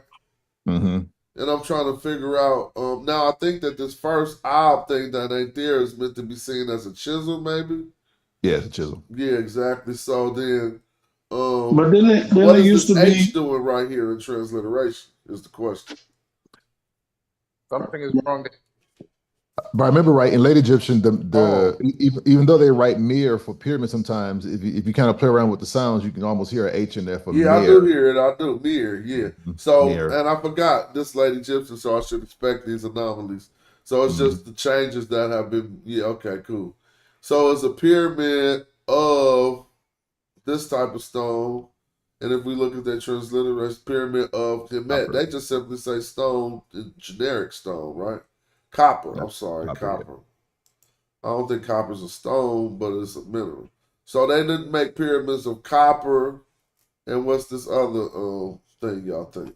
Before I click it, wedge, Or white limestone or limestone. Yeah. white metal or something. Yeah. Oh, stellite. They say stellite. Let me see, but they might be. Let me see. Edge. Star, stellite. I don't know what they're talking. That ain't even in the translation. Oh, stellates. Okay, yes it is. Are stellates made of meteoritic iron? So they do know to put meteoritic iron here, though. I'm gonna read this whole thing later because this is a good one. It's called what satires, what's like epistolary. They left a word teaching. out too in the translation. They left the dative out. And I don't see that here. Like in the translation, if you look at, so literally it would read they or not they created for them pyramids of iron stelae made of meteoritic iron. That dative right there is not there. I mean, I guess you really technically don't need it in the translation, but that knee sin right there in red, it's not in the translation. Huh. I see that. Yeah, you see the not they made is there. They did not build or made, that's there. But I guess you still get the nuance of the sentence even if you don't write it there. Well, they're thinking if you don't negate this, it says they have built, right? No, the day is after the verb. The weir or ir The weird is after the verb. They. Okay, I forgot this late Egyptian. Yep, you're Yeah, right. that's they. Okay, so the sin ain't working for no they or them or y'all or you or nothing. Because where it should be though. So what is the sin represented in their translation? Yeah, I'm saying it's not in there. Yeah, that's what you're saying. Huh? You're right. Mhm. I don't It's not see in that there. sin represented nowhere in this translation. And so you said two Or for them, yeah. for them, for them. Yeah, to them, for them. Hmm. Yeah, that's true. But now, when we initially analyzing, do you think the ancient Egyptian was saying that this was meteoritic iron from retinue, or the translators are trying to say that this is meteoritic iron from retinue? Because I think the ancient Egyptian was trying to say that because it's the difference between Bia and Pet and Bia. Yeah, well, according to the way they wrote it, they clearly understood that it came from the sky. So otherwise than that, they wouldn't have wrote it that way, right? They clearly see iron of the sky or belonging to the sky. Well, So Now, let me ask a question. to that, Because let me check put this that out. have an attestation. Go ahead, Joy. I don't hear. If you put words in here, these words should be attested in text. They should just be putting words of their own translation in here. So they should No, have an they attestation. did. The word is attested in the text, and that's what I mhm, kind of was like, just qualifying. But I mean, because it says be an impact, right. so it's kind of like saying iron from the sky, so they could say meteoritic iron. Yep. That's fair. So here's the question, though, right? If meteoritic iron don't land on the Earth as meteoritic iron, it be in the form of a rock, and then we got to put it through a process to get the iron core out, right? Like I didn't think it'd just be a chunk of iron and you could just go do something. As this iron is one of it. Like if it came as solid iron, don't you know that that would be like crazy? It got to be mixed with the other minerals and materials, and they extract the iron from the rock. So Right. I think the type of rock. Let's look it up. Go ahead. Yeah. No, Yeah, no, no. You're right. When meteorites hit the Earth, when they find them, I mean, they're pure forms of iron because they were around since the creation of the solar system. So the smelting process, is it has less impurities in it. So yeah, absolutely, yeah. So look, this is funny because I just looked up Bia Impact and they got a whole wiki. And it says Bia is the metal, Ni believes of, and Pat is the sky, metals of the sky, right? And meteoritic iron. Now in the Demotic, it survived, ended into the Coptic, but it turned into Banipi, because the pang on the T gonna fall off. So they still understood this meteoritic iron in Coptic to be Banipi, I guess. And if I was one more thing I was looking for, because I've seen it before. But y'all can continue. I'm just looking. but as I was saying, I was reading something on the internet where they were explaining how that the ancient Egyptian had advanced smelting technology. I mean, understanding because they were processing meteorite metals. Yeah. But they Because didn't have a formula for iron. Remember, the Egyptians were a Bronze Age culture, so they didn't have the chemistry yet for smelting iron. They had the blast furnace to smelt metals, but they didn't quite have the formulas for making iron. But how long? You think that's true? But they Yeah, them yeah. If go you to look the at their processing weapons, these if you look at metals their into weaponry outside that. of the meteoritic stuff, the majority of their weapons were made of copper. Oh, so you Their thinking northern that the neighbors, meteoritic stuff came in a solid form of iron and it wasn't extracted or no, yeah, it smelted? wasn't extracted. Yes, meteoritic iron is already a high, pure form of iron, the iron oxide. So they didn't have the formulas until they met with some of the northern neighbors to actually smelt iron. The ingredients for smelting iron just aren't found readily in that area. I said it in the bar. Who remember my bar? I know you don't remember it. The iron core from meteorites should be chartreuse. So I know Right. we talked about hold on, something is popping up on the Zoom. Are y'all still there? Yeah, I hear you. On Yeah. my Zoom meetings is doing something. I'll wait for it to respond. But can y'all see the screen? Yep. Well, Yeah, something is yeah. blocking this. I'm trying to get the Zoom from blocking the screen.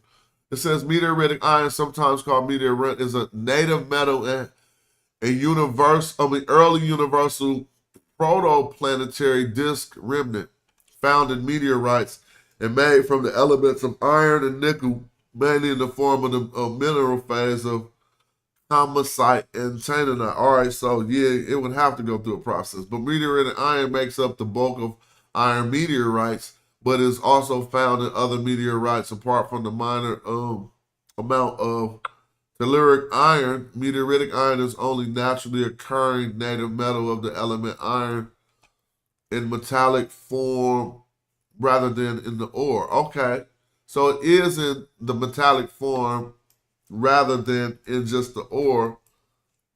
I'm tripping. I'm just trying to absorb what they're telling us. So are we entertaining that this piece of meteoritic iron is mostly iron or something? Or Yeah, all that's what I'm iron? saying. Meteoritic iron is a higher quality of iron. It has less impurities in it because of the process it went through when it was formed. It's probably Regular iron, when you forge it and cook it, you have to boil away more impurities Right. off well, of it. if it's proto-planetary too, then it can form. While the Earth was getting all its impurities, mixing up the minerals, it could have just Right. been out there natural. Right, It had, yeah. and that's why meteoritic iron is and that's why it doesn't rust as much as regular forged steel that we make down here on the planet because it has less impurities in it. The impurities in it is what's going to cause the high levels of oxidation in the metal. So if Well, you, let me read this real quick. Um, uh, Chris, I know you're a metallurgist, and pretty much a metallurgist anyway, because you work with metals all day. But it says key point about iron. Chemical symbol is Fe, which we know Fe on the chemical table is iron. So then it says obtained from iron ore like hematite and magnetite extraction process, heating iron ore with coke or carbon and limestone. And I know the Egyptians, I mean, carbon is, was I know limestone was prevalent. I'm sure carbon was probably available too. In a blast furnace, pure iron consists solely of iron atoms, which, like you were saying, the meteoric iron was probably more pure than it being in the ground and mixing with other elements. Well, just the opposite. Since it came from the sky, and since it wasn't forged in Earth, and it was forged in the other part of the solar system, when metals heat up, they normally separate by densities. So if you get something that's superheated over millions of years, it becomes purer over time. The impurities come in normally as when the metal heats up and as it's coming in from the atmosphere, it absorbs Oh, things as it comes in from the atmosphere because it's being heated. And then of course when it hits the ground, when it hits sand, it's going to pick up more impurities, but still it will have less impurities than forged iron or the Matani or something like that. So that's why that dagger he had in his tomb had low levels of oxidation.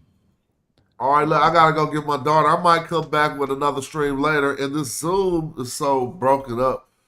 It's freezing on my screen, so I'm gonna have to close it down by canceling the program. So Yeah, I'm gonna holler at y'all and anybody watching the show. We'll continue to do these. I'll put all these videos in one playlist. You won't be able to learn from these videos. Learn how to read completely. They're designed to encourage you to read the real books and all the chapters I skip over. Read them yourself, and this is enough. And if you supplement that study with these videos, they'll be way more useful and way more fun. But I want to thank y'all for coming in. I'll be back a little bit later if I can find the time. If not tomorrow, but I gotta go get my daughter. I'll holler at y'all. All peace. right. All right, peace. peace. And thanks to everybody who continue to contribute to this channel. And I gotta go get me some nasal spray. God darn, man. But thank y'all for the continued contributions and to continue making sure we keep doing this. That's why y'all be cash apping. I'll be appreciating it. And joining the channel and super chatting. Now my channel growing. Now this gonna be funny because I got some offers on my channel where you can kind of like co-use the channel, you can rent the channel, but wait till it really pop off. Wait till I'll be sitting at about 1,000 people one day. I might have to do that tonight. I'm gonna hit this perfect stream tonight, talking about Jay-Z and the lawsuit. Get some more people over here. When we hit them 2,000s,